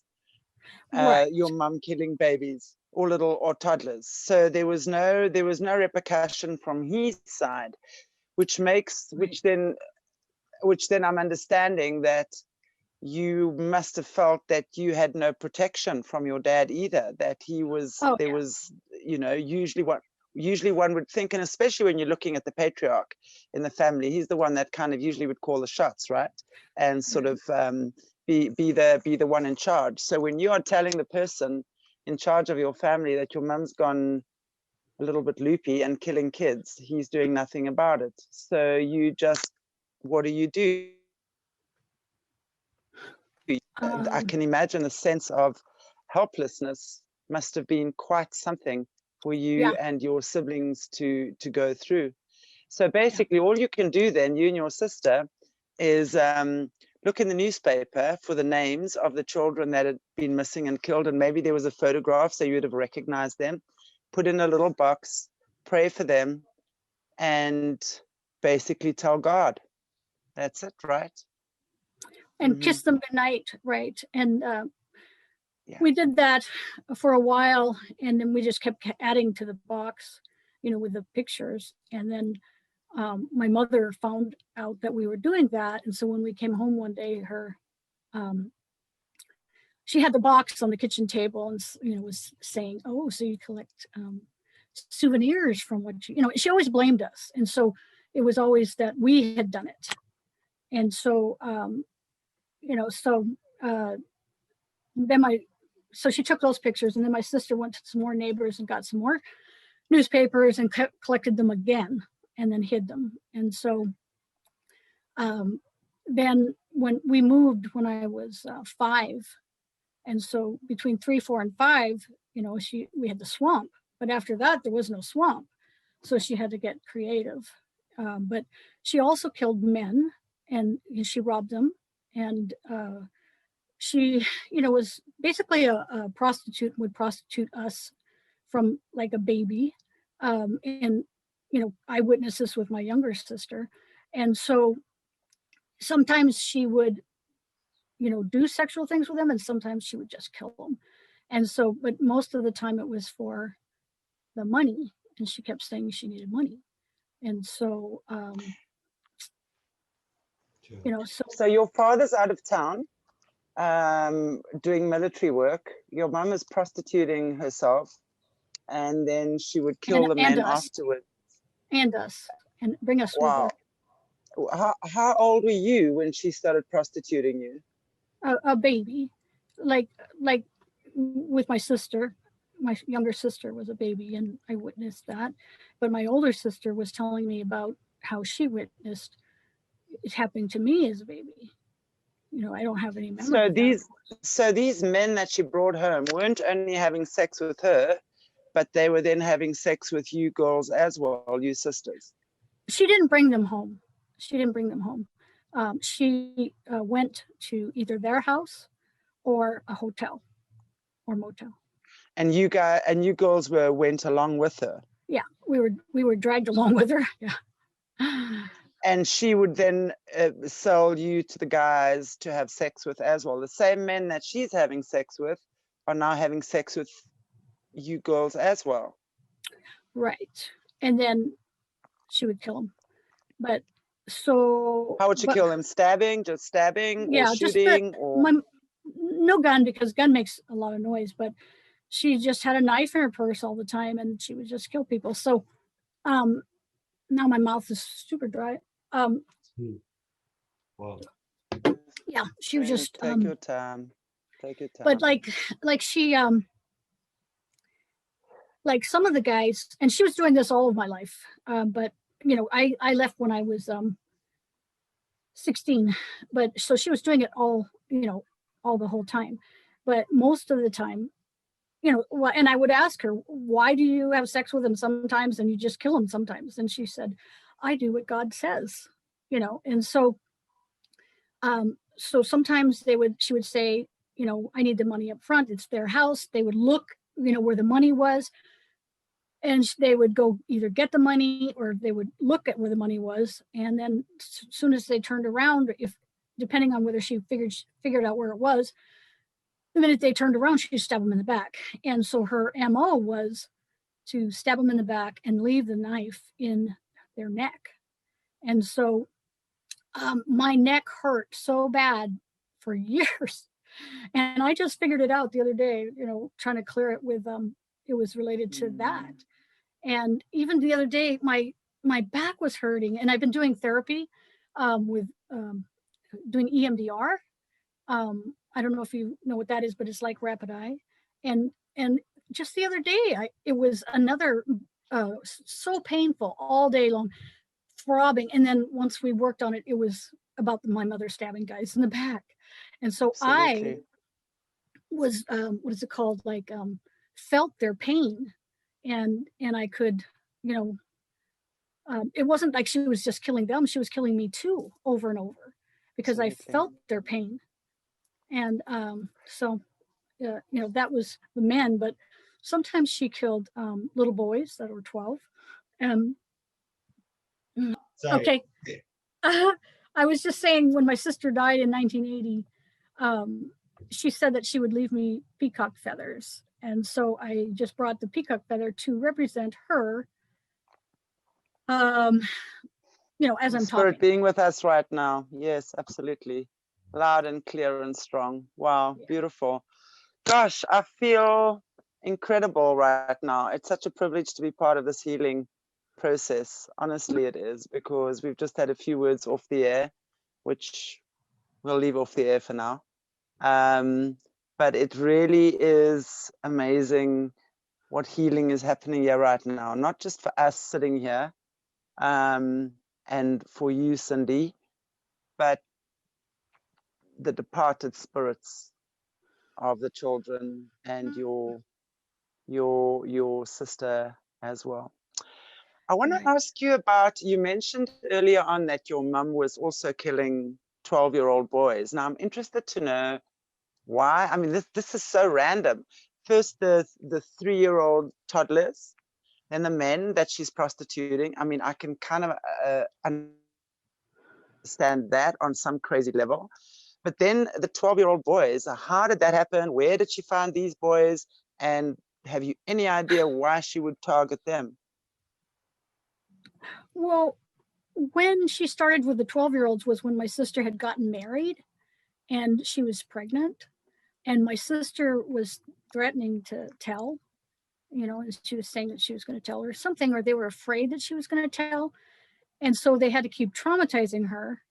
And so somehow, I think it was probably my father and the Reverend cooked up the scheme. And so my mother just randomly got a 12-year-old boy somewhere. I have no idea where she got him. I was at my sister's house, and she just brought him in, was talking a couple of seconds, and killed him, you know, just like she normally did with these kids, would stab him in the stomach, and then left him there on the floor for her to clean up. And she was pregnant. And so between myself passing out and her, there was no way she could do it. So she had to wait. She wanted to call the police.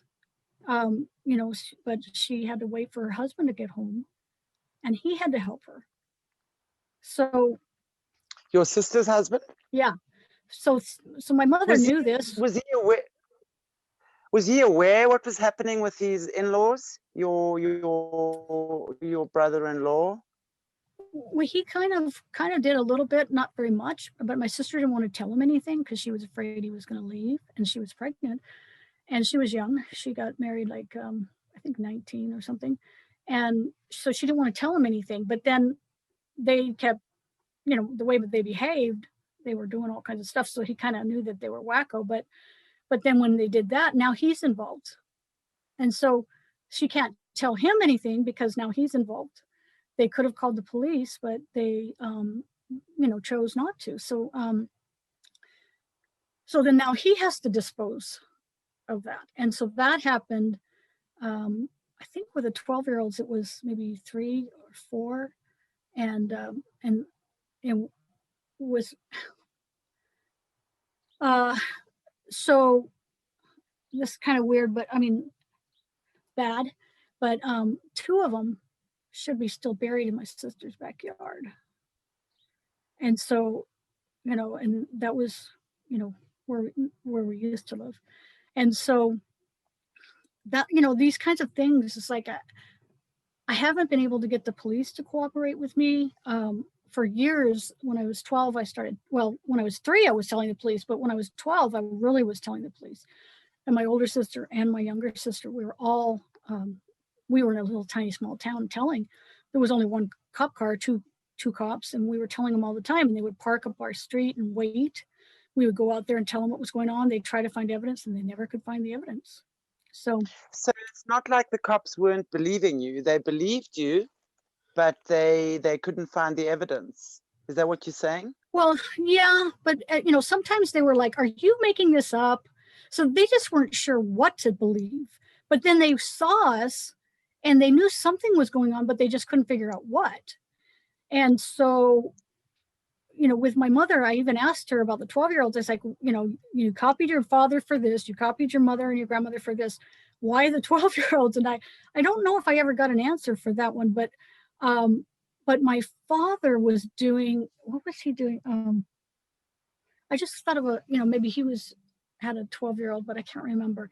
But, you know, just for some reason that age. And then, but with my father and starting the stuff that they were doing with the, you know, involving the church, that was when I was 12, and they were doing that almost every weekend. And so I have all total, and there's probably more, but the ones that I know of and the ones that I can remember are 190 cases. And so some are men, some are women, some are, you know, teenagers, you know, just different, you know, the little kids. So just all different ages. And the thing with my mother, what she was doing, most of them were old men, and they had missing teeth. So they were skinny and frail and old, but not all of them. And so she knew that she could, you know, they wouldn't fight back too much. And also she was copying her father, and that's what her father did, was he was finding these bums that had missing teeth and then would set her up with them. And then, you know, before that could happen, or I don't know, maybe after, I don't know, he would kill them. And so at 8 years old, my mother, one of the guys was trying to kill her father. And because her father had a knife, and they were trying to kill her father. So she grabbed behind them and started fighting this guy, and, you know, poked his eyes and got the knife somehow and stabbed him in the back, and then left the knife in his neck. And she forevermore after that copied what she had done with that age group. And so she was like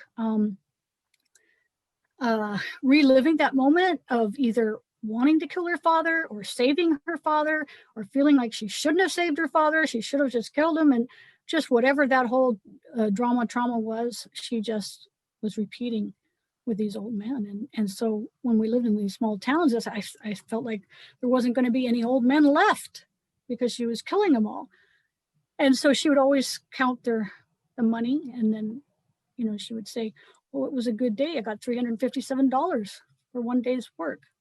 So, but I was always sarcastic to her. And, as soon as I could talk, and I was always saying, "Work, this isn't work. You just killed somebody," so we went round and round on that. I was always trying to get some common sense into her, but she never had any.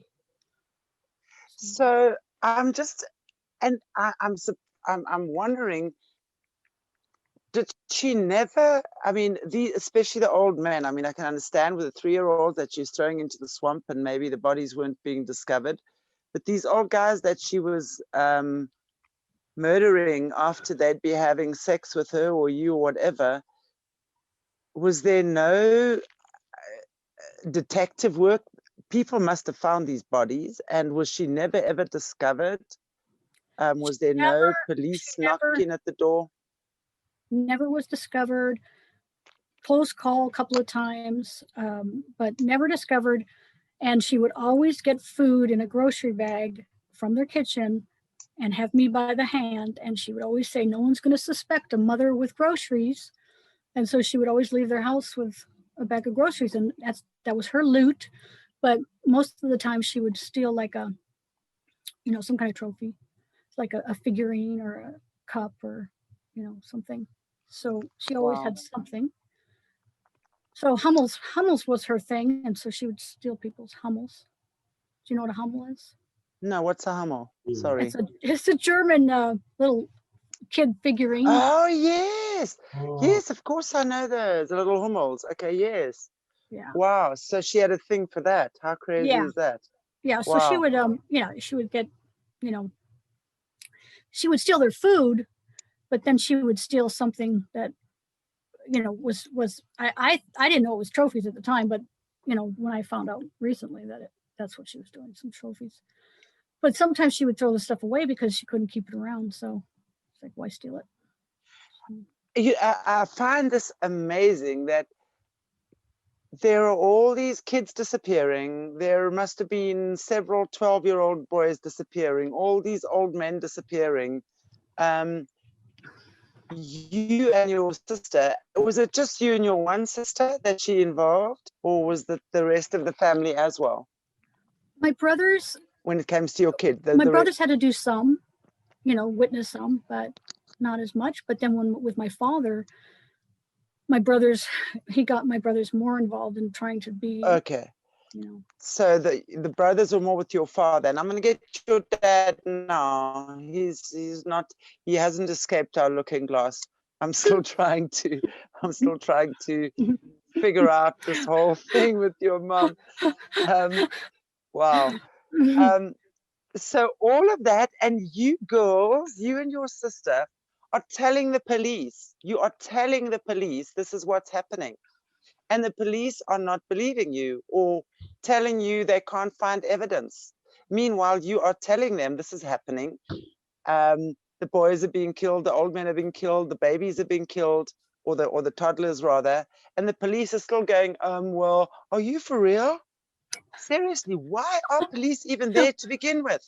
Well, I was telling them all the time. I was like, I was just young, and I was like, I don't think you guys are wanting to solve this. It's like, I could solve this with my hands tied behind my back, and I was getting so mad at them because they were like, it's a reverend, why would he do that? And but then my younger sister, who was 5 years younger, so when I was 12, she was like 5-6 years old, she was going out there telling them all the stories too. And then my older sister, I got her finally to go out and tell them. And they said, "Is she lying?"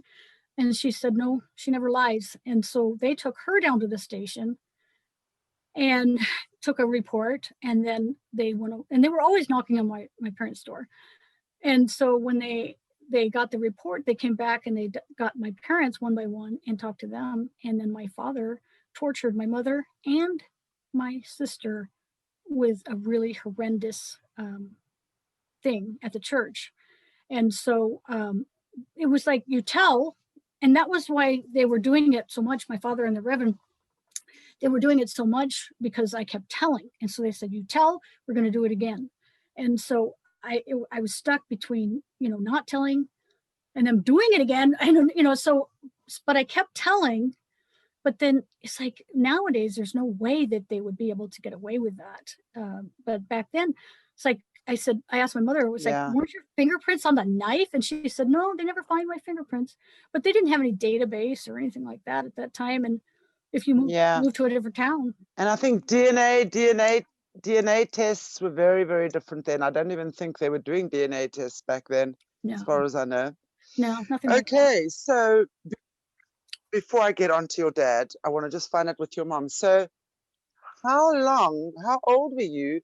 Because if your sister was already married and your mom is still carrying on doing this, how old are you when this is continuing? So did this continue throughout your childhood and into your teenage years? Well, I said I left when I was 16, but it didn't stop at that point. I guess I didn't really say that, but my mother never did that with me, with the kids. For some reason, it was just Diane because she was older. But but I'm trying to think of how old I was when I'm probably early 20s, and she was still doing it with my sister. And so, my sister couldn't get away from it. And so my sister said, I just have to die. There's an issue. She won't stop. The only way I'm going to be able to get out of this is to die. And so, so she got sick and died. So she felt completely trapped in the situation. She didn't feel like, even though she was killing boys in her kitchen and now her husband's an accomplice to this, they still felt, for whatever the reasons were, that they couldn't actually get out of this. Is that what you're saying? Yeah. And I was telling my sister when I woke up, because I had passed out, I said, why didn't you, she's, you had the evidence right there on your floor. It's like, why didn't you call the police? And she was still so convinced that, because my mother always blamed us, she said, no, she's just going to blame me. And so obviously there's that fear as well of that conditioning and that the trauma over and over and over again, and really feeling like, because this happened from a very young age, so that trauma and the threat of her being blamed was obviously very, very real in her mind. Gosh. Right. Yeah. And I have I'll show you my book. This is how thick. I don't know. Is it backwards? No, I can read it. Yeah. The first book is called Mother, Murder, and Mayhem. I don't know if it's backwards. And so I didn't use my real name. I know that Lisa was saying that she used her real name, but I don't know where I got that one from. So so I just put a different name. But I have 8 of these. Of different stories. Are they available? Are they available on Amazon, or can one order them? On Amazon. I would love for you. Okay, I would love for you, please. We're going to post the link in the section below. So if anyone would like to get hold of a copy of any of your books, so we're going to post a link below to hear, obviously, to read this, what your experience was, and wow. I'm just amazed that. Carry on. I was gonna say it's hard to read, but and the way I got this is that through memories, and so with memories, people say, you can't, proving memories and things like that. But that's why I kept writing everything down, is because it's like I get triggered by something, and then a memory would come up, and then I would write it down. And then I would type it up, and then I would try to put it in order. And I've been doing this since like 2008.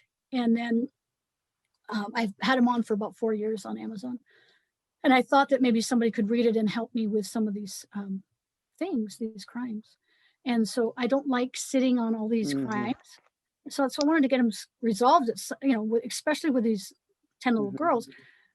And so the point would be to help resolve these crimes, not to torment people with my story, you know, but you know, No, I obviously. I'm very I don't know, woo-woo or whatever you would call it, you know, like I do all kinds of alternative healing and things like that. And so after each memory, Welcome to the family. We're all a little bit woo-woo and hey shawao and airy fairy. yeah. So after each memory, I wrote, you know, when and how I got the memory. See, now I got to put my glasses on because I can't see it.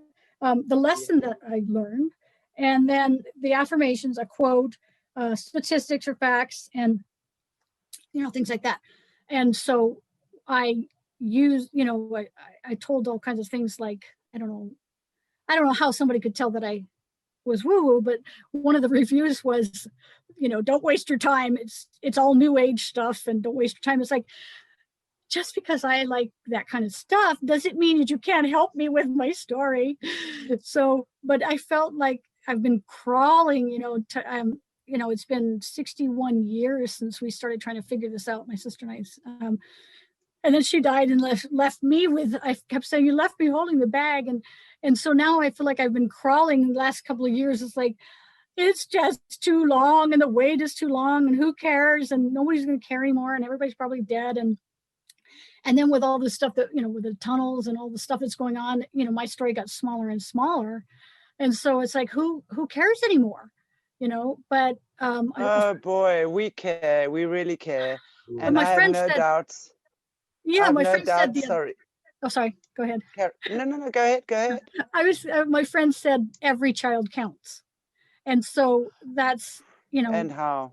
so then that was yesterday, I think. And so I was like, okay, I'll still Good go, grief. even though I'm like crawling, trying to get this done still. And I didn't even know what resolve looks like, but you know, I'm still trying. And so Well, we're definitely going to do our best to help you get this obviously out there. This is super important.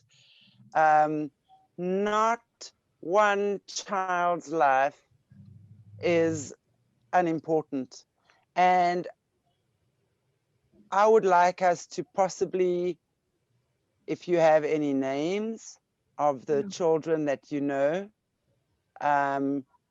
let me make some phone calls, please. Let me speak to some people and find out how we can do this. I'm not sure if there's any legalities or anything. I'm not sure, especially with your system in America. oh, right. But I would love to, I would love to get the names of these people out there. The children, the grandpas, the 12-year-old boys, they've got parents, they've got family, they've got loved ones, you know, who have been missing them, who have absolutely grieved for these little children. And it happened a long time ago, so maybe the parents are no longer around. I'm sure probably all the parents are no longer around, but there would be a cold case, they would have been reported missing. And, you know, there would most certainly be people that could trace who these children belong to and find some peace and get some resolution to that. And if our show can be the one thing that enables that to happen, you better believe we're going to do everything in our power to make that happen. There's nothing worse than having a missing child and not know what happened to that child. I cannot imagine anything more terrible as a parent, as a cousin, as a sibling, as an aunt, as an uncle, as a grandparent, whatever the case might be, to have missing kids. So we are certainly going to be doing everything we can to get that out and just get closure for the families of these children. Yeah. So wow, good. Cindy, thank you. That is, you know, wow, this takes such bravery and such courage. And I don't ever want you to think that your story is too small. My gosh, this is not a small story. This is humongous, actually. Yeah. So with the book, I wrote it, basically it's like a study of, you know, crazy people. And so it would be like a good book to have like in a class, like a psychology class, you know, and to study, because I'm basically giving a study of my mother and my father and then myself from going through that. That's why I have 8 books, because I went all the way until 4 years ago when I stopped writing. But and what happens to someone when they go through all of this stuff and all the things that I did after I got out of there, you know, getting involved with men, you know, Absolutely. the same type. Yeah. So. Absolutely. But before we get there, I want to know about Papa Bear. Now he, you know,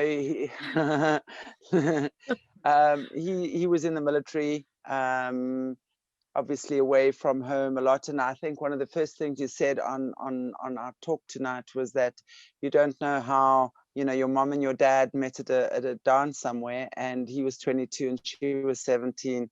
Well, as they say in Afrikaans, soort soek soort, which means like attracts like, which means law of attraction will always bring people like that together. That's just the way that it is.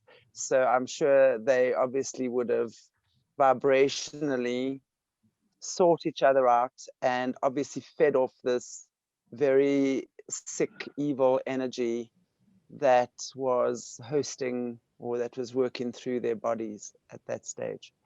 So can you tell us about your dad? I mean, we've heard about your mum, quite a few shocking things about her.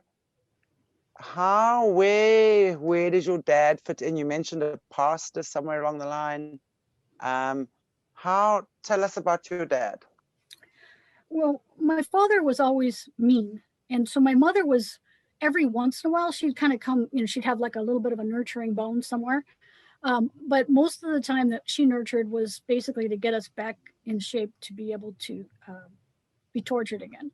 But with my father, he just tortured and he'd never care when we got back in shape. So she Hang was on, always, what torture are you talking about now? I didn't know you were being tortured. Torture, when I was 12 in the church, that's what they were doing. They were basically torturing me. So how were they, physically, or was it emotionally? Well, they would tie me up, do all kinds of crazy stuff. Your Kill a kid. parents? Well, my mother was there for a while, but then she got bored and she just likes being by herself doing stuff. So she got bored and she said, and my sister was already moved out. And so she said that she would let them take me if they would let my little sister not go, because she was too young, but they still took her a lot of the time. So, so they would just do whatever they could to torment and torture, torment, or whatever it would be. But like when they were trying to program me, they would, it's a little church called United Church of Christ it was, but it didn't have anything to do with the church. It just was like, you know, that's where the reverend was. And so, you know, not all. Okay, hang on. Walk me through this. So when you were 3 years old, your mother is taking you to bait kids. Your father's away in the military. So now, how does the church come into this, and when does this start happening that you go to the church? Explain that to me. Paint the picture from the beginning. So we lived in Miami, and then when I was 5, we moved to Biloxi, Mississippi, and they were doing, you know, their same stuff there. My mother was, and then we moved to Minot, North Dakota, and my mother was doing the same stuff there. And then we moved to Vandenberg Air Force Base in California, and so and then she was doing all that same stuff there on base. And then Lompoc, California was right near there, near Santa Barbara, and so Lompoc was where we ended up. My father retired when I was 12, and we moved to Vandenberg Village outside of Lompoc. And so my father was retired. My mother made him retire because she didn't want to move again. And so he was supposed to go do something in Texas with the space program, which he would have loved, and he would have had a job. But she made him retire. So we moved to this little tiny community that only had like one grocery store and actually 2 churches right across the street from each other, but one school for the kids, little young kids. So once we moved there and she made him retire, he went nuts. I mean, he had killed other people, you know, randomly before that, just to upset me or say that if I don't do this or that. Who? My Which? My father. But okay, so at what point were you aware that your father was also a killer? And who are the people he was killing? He was killing people all along, but not like my mother. And so, but like, you know, I do something wrong and he would take me out and kidnap a kid and kill him because I did something wrong and I don't even know what I did wrong, you know? So it was just in his imagination. But when I turned 12, it freaked him out because I was starting to be interested in boys, or boys were interested in me. And and then he didn't have a job, and because he retired, and so we were left in that little community, and that the reverend was there, and somehow he met up with that guy, and then they started doing things almost every weekend. So he was really angry. So the reverend in the church was obviously also involved in some kind of satanic thing, probably in the church, where sacrifices were happening and they were programming kids. I would, from what I'm understanding, that would be how the church was involved. Right. He was he was the reverend on the Sunday, you know. He was, you know, like you're saying, the cover life, or his, you know, other life. And he adopted children, he fostered children, he had his own children. He had a house full of kids all the time. And so they just met up, and then we went as a whole family. And once I think my father was involved with him, the reverend, there was no way out. And so, you know, unless he moved or something, which he didn't. So they started killing kids. And then, like, the first kid that we went as a family was probably 7 or 8 years old. And again, we collected that picture too later. Not when we were, well, yeah, my sister did at that time too, but later she pulled it out when I was like in my 20s, and she had it like tucked behind a picture in her photo album. But so this little picture, I know, and he's one of the ones that I've been trying to resolve for years. And I felt like sometimes I feel like these kids are calling me to resolve it. And so it kind of is like really pulling on me. But he was one of the ones I felt was pulling on me to get these things resolved. And so the first one was, and I don't know his name, and but you know, they just did this whole ritual, and they read from the scriptures, and There was this ritual taking place at the church?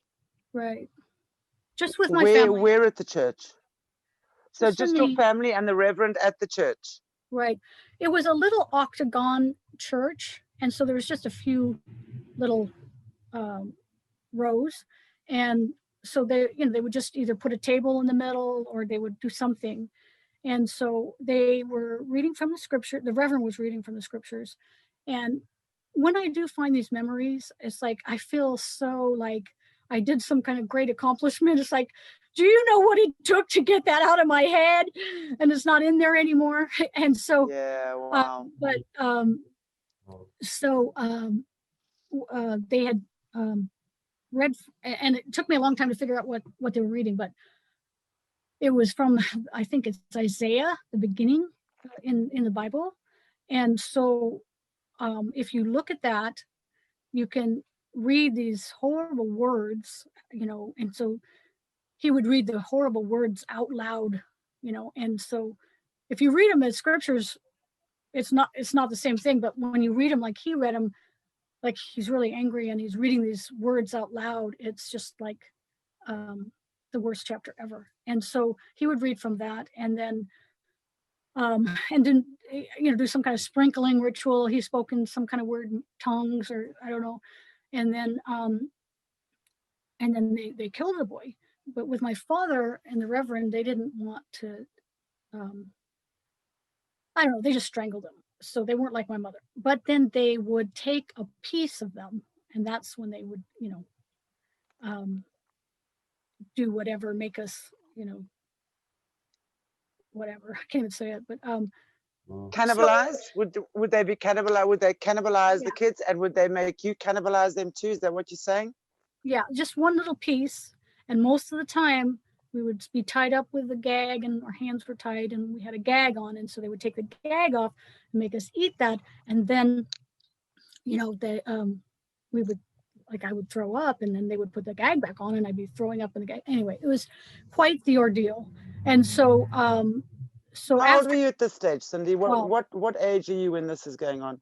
12. So you around about 12 as well. Yeah. Okay. And so it was a very long year. I have a whole book on 12 years old. And so Can I just ask you, interrupt you here again? So they strangling this boy, okay, and then they cut pieces of his body off, and they're feeding you and your siblings. And are they eating the child too? no. Okay, so not them, No. but they're making you do it. And then what do they bury the boy afterwards? What are they doing with his remains? Well, that's when they had my brothers come in, and they would be digging the hole. And this first boy, I had been put in the car in the parking lot, and I could see my brothers digging a hole. And so, and it was late at night, kind of reflecting. And then they put the boy in the hole. And so, but as they were digging, I was forgetting already, because I whatever my brain did, it would forget almost immediately. And so I couldn't Lock figure things down.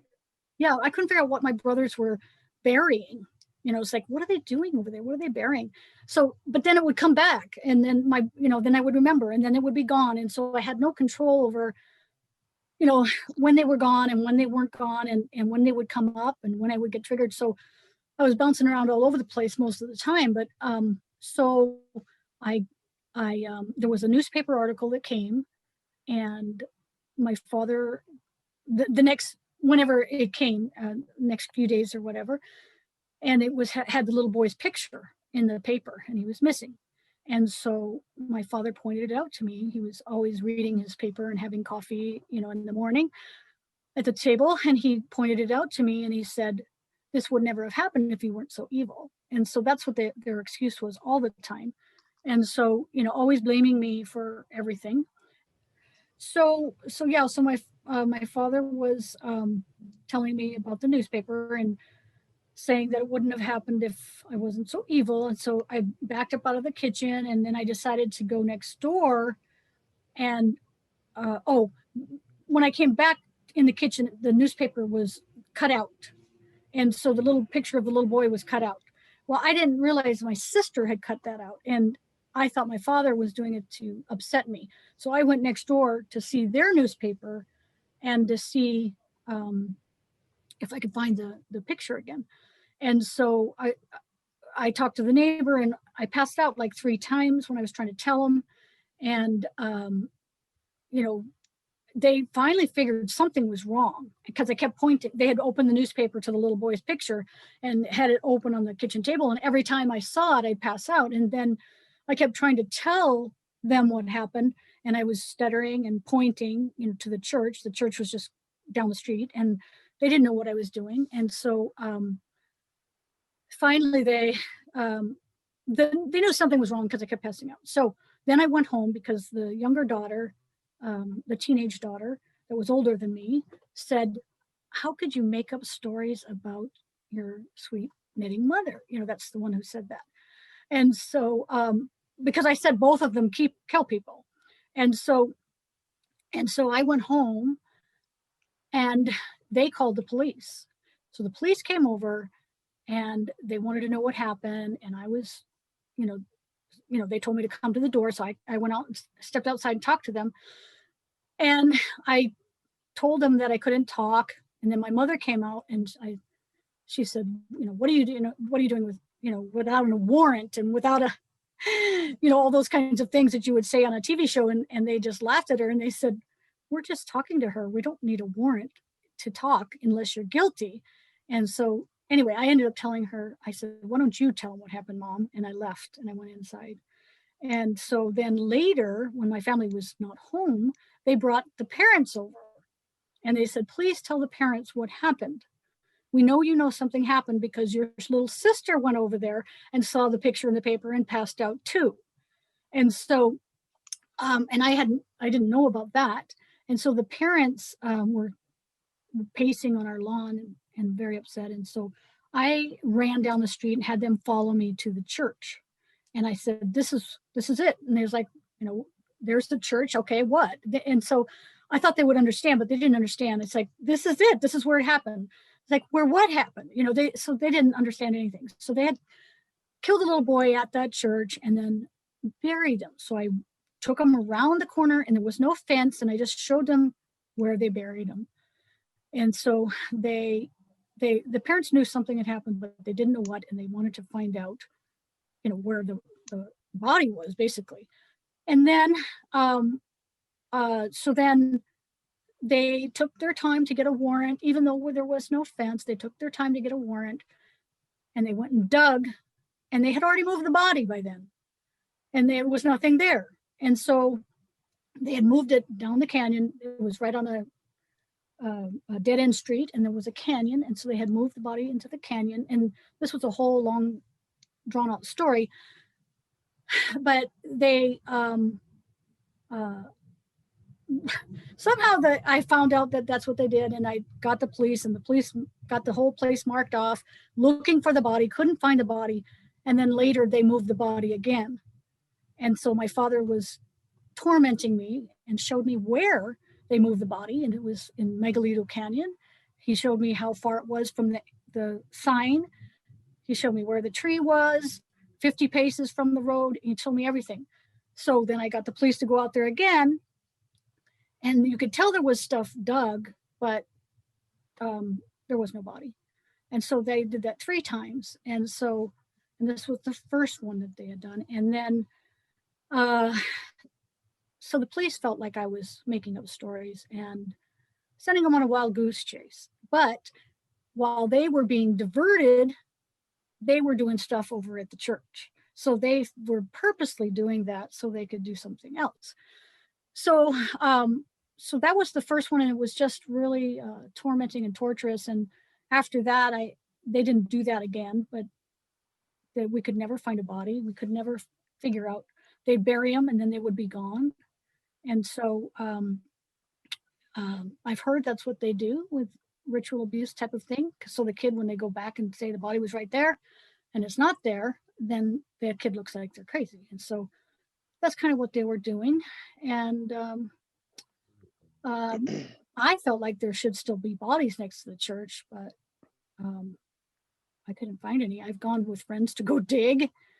I had another friend that was digging there because I don't live near there, but he was digging, couldn't find anything.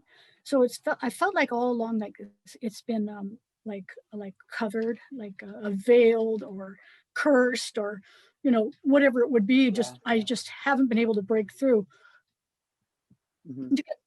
And so for some reason the other day, and I've been doing all kinds of healing work. I do healing work all the time. I go through to meditations, do sound healing. I'm just doing something every day. I'm starting to do yoga, and I have my EMDR therapist, and I'm doing something every day. But I had another friend that did a yoga class, and somehow she was having the shamanic, I know I can't remember how it's called, but the shamanic resonance. I can't even think. Schumann. What? Yeah, Schumann. Yeah, the Schumann. Whatever that is. Yeah. She had that going in the class, and whatever all these things and the shows that I've been watching and all of this stuff, all of a sudden, I felt like these doors that have been closed just opened up. And so it's like, oh my gosh, the door is open. And I was just like, it wasn't blocked anymore. It wasn't veiled. And so I was like, oh, hurry, let's get something done before it gets, you know, shut down again. But my friend said, well, you can just open it up again if it does. Yeah, exactly. So, It's in your power, isn't it? Yeah. yeah. So that was what happened the other day. And so that when you said do it Wednesday, I was like, oh no, we got to do it now because, you know, it might shut down again. But, wow, isn't that incredible? so, You know, yeah. we've actually had such, I mean, I can't speak for Mornay, but I'm sure obviously him as well, but I can only speak for myself here. You know, since we've been doing this channel, I can't tell you, you know, I always say that when we started doing this channel, I mean, really, I saw Jessie's story and that for me was like, wow, I could not believe it. And then I listened to her interviews. I then listened to them again. And I was like looking into different things. And I just knew I'm a healer. The essence of my being is the healer. I always have been. And I'm Mornay is the same, you know, from when I've known him. And it's just, this is the kind of stuff I even said to Jessie the other day, you know, it's like everything in the last 20 years, because I've been doing this for 20 years, has been practice for now. And I always say to God, you know, although I'm not a religious person, I grew up, seriously, this mosquito, I'm going to be a serial mosquito killer now. It won't stop bugging me. There's clearly something. There it goes. Still, I missed it. Anyway, so I mean, it's just crazy because the amount of what we thought we were just going to be having chats and exposing, you know, like what's going on and showing us South Africans that this stuff is not just happening in America, it's very much happening here as well, you know. But wow, it has opened up such a new dimension for us to look into, you know, and expose this sort of stuff. And I mean, there's lots of things about working with spirits and stuff, you know, that have passed over. I've been doing it since I remember 4 years old. 4 years old was the first time I remember seeing a woman and 2 children in our home, and I knew it was a spirit. And my grandmother was able to see spirits, and I said, why is she here? And my granny said to me, do you see her as well? I said, yeah. And then she explained it to me and I understood it. And from that moment, I was able to, the ones that were trapped on the earth plane, somehow God had given me, one of my gifts was to assist them in their transition, you know. So I work a lot with that as well. And it's just beautiful.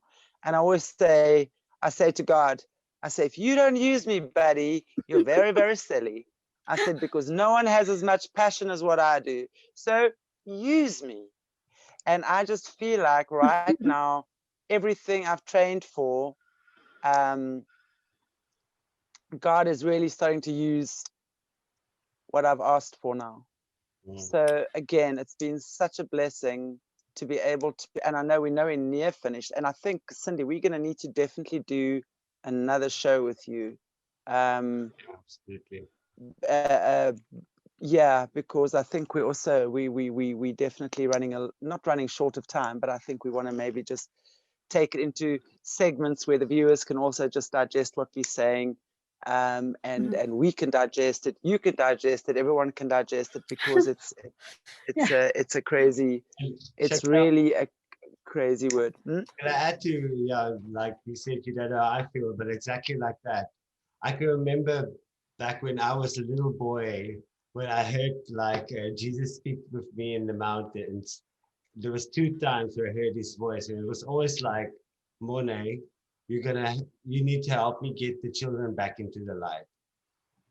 And again, the second time was all about, you're gonna help the children back in the light. So I was always like thinking about the children, and then we started the Sun Kids and my Gaia, and that was just like, yes, I'm doing it. I'm helping the children back into the light. And now with this as well, now it's like you said, it's like I've been training for this, you know, just to the big one. Yeah, Definitely. Yeah. So before I'll show you my other book. Again, it's backwards, but this beautiful. is Holistic called, heart healing. Yes. Yeah, and then it's spiritual energy healing techniques. So because of all the stuff I went through, I put all the stuff that I learned in the different healing techniques in there. And so, and that's, you know, with my other one, but then this one too, it's healing with past lives. And so I do past life readings. And so I put them in a book. And so I put those on too. So, so I'm trying, you know, I'm not just doing, you know, worrying about all this, the negative stuff. I'm trying to do positive things too, you know. So I think it's not about worrying about the negative stuff. I really think what you're doing is you're exposing something that is so horrific. And again, it's like what I was saying with Jessie as well is that you know, for someone like you ladies to have gone through what you've gone through as children, and also interesting, Jessie also her journey began when she was 3, and what you're saying yours was also around about 3. That's interesting, and that your mom was targeting 3-year-old children and then 12-year-old boys. Then we look at the 12-year-old ritual. So we're seeing definitely, you know, there's definitely some kind of a similarity or a path that's being followed, yeah, which I'd be very interested in actually looking deeper into as well. So I know that this is tough stuff to hear for a lot of people. I know that it's tough for you to talk about it, but it is just so beautiful. And I am so blessed and so grateful that you have chosen us to share your story with, and that our viewers, because I've no doubt our viewers will have the utmost love and compassion for you. And what we're going to be doing is, and we're going to carry on, we're going to ask you to join us again. So we will talk about the time and stuff off air. So this is basically part 1 of several parts. And I would love for you to maybe join us on our channel with Jessie as well, so that she can be sitting in with one of your with one of our talks with you. Are you good with that? Are you open to that? Sure. Okay, wonderful. So what I'm going to say then is I think I'm going to wrap it up for tonight, or today. It's morning for you. And I want to just say thank you so much. We're going to pick up again where we left off in terms of, you know, what we've spoken about now.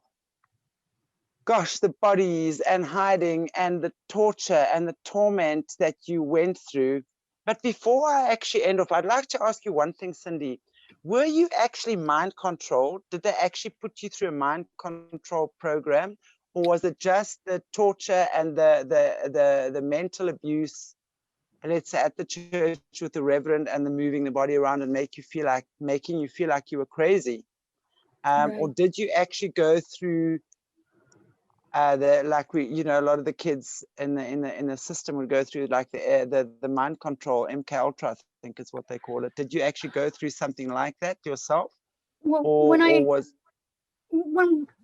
of the shows was, I think it was Jessie was talking about that and describing it. And so I didn't know until I heard one of those shows that I was telling people, this is what my father did. And I think Lisa was saying that, you know, these people from all over the world do the same things. It's like, and they don't even know each other.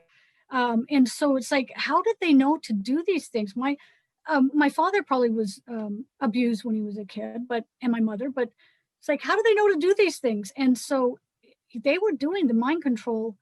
As far as I could see, it was the same type of stuff. Yeah. My father and my mother, you know, the same things. It makes sense to me, because when you say, like, you know, you would see that your brothers or you'd see them kill them, the kids, and then your brothers bury the bodies, but then what are you doing? You know, like that confusion, and then the memory would come back again, and then it would come and go. So it makes sense to me that there was mind control involved there, most definitely. Yeah. So yeah. My poor little brain was fried most of the time, and I still had to do school. My gosh. But and like this Lisa is your was parents doing it to you. But Lisa was saying that she was, you know, super smart and getting an education and things like that. But I got to go back to college when I was, you know, I didn't finish high school, but I got to finish high school and go to a few years of college when I was like in my 30s. But you know, no education and thrown out to the wolves after all of that to try to function and then get, you know, find abusive men. And then somehow I'm supposed to function. But I did raise 3 really good kids, and I have 8 grandchildren and 1 on the way. And so they're all doing really well. And so somehow that happened. So You got through this, yes. yeah. Beautiful. And I look forward to hearing all about that when we have more talks, because I think what's good to remember is that the story has a wonderful ending. And the story is that, Cindy, you have remained sane and you have found your healing and your light and your connection with the divine source through all of this, to share what is going on there. You know, I totally believe all of us have a contract with God, no matter what we're doing. And I know it takes a very brave and a very strong soul to choose this contract with God and have agreed to be this for God, so that you can bring this up and share and bring it into the light and share it with the world, so that healing can take place. This is deep. This is very, very deep. This is really, really deep, what you've experienced. And we are digging, wow, into some very deep and ugly, swampy areas here that I do believe much healing and enlightenment will come from this. I have a very strong sense of that. Well, So, I think so too. And I like where you said about from the other side too, that you're doing some healing on that side too. So yeah, that would be really good. yes, absolutely. Yeah, no, absolutely. You know, there's lots of, wow. I just feel so grateful. I feel quite overwhelmed and quite emotional right now. Thank you. Just thank you. And I know the souls that have been lost, the kids that were buried and didn't have their parents know where they are or how they are or what happened to them. This will come into the light. I have no doubt about that. Well, I sure So, hope so. yes. So I say thank you, thank you, thank you, thank you, thank you, thank you. We're going to have you on very soon again. And definitely carry on so that we can speak further and hear more of your amazing story and your transition from darkness into light, and the journey you're taking now, and being a mom and having amazing children and raising your children as beautiful, well-adjusted adults, where you now have grandkids. I have 1 granddaughter, she's 7. And I tell you, I always say, and I said on one of my previous shows, you know, our grandkids are life's bonus for being a parent. I think, you know, and I was a single mom, so it was a, you know, challenging journey. But when you have your grandchildren, it's like, there's your gift. That's just something different. It's something so special, you know, to have that, and you know then that nothing has ever been in vain. Yeah. So Very good. thank you so much. And guys, we're going to love and leave you for now. I ask you to give us a like, a subscribe, and a share. And we are on Facebook as well as Twitter, Aquarius Rising Africa, where we are bringing a lot of light. You know, our slogan is shining light on evolving times. And I don't think when that slogan came to me, I don't think I knew quite what that was meaning, but now I do. Because I think there's so much to be discovered and so much to be brought into the light. And just, again, totally grateful that you've chosen us to share with. Thank you. Thanks for answering me back. So that's good. Thank you. Absolutely.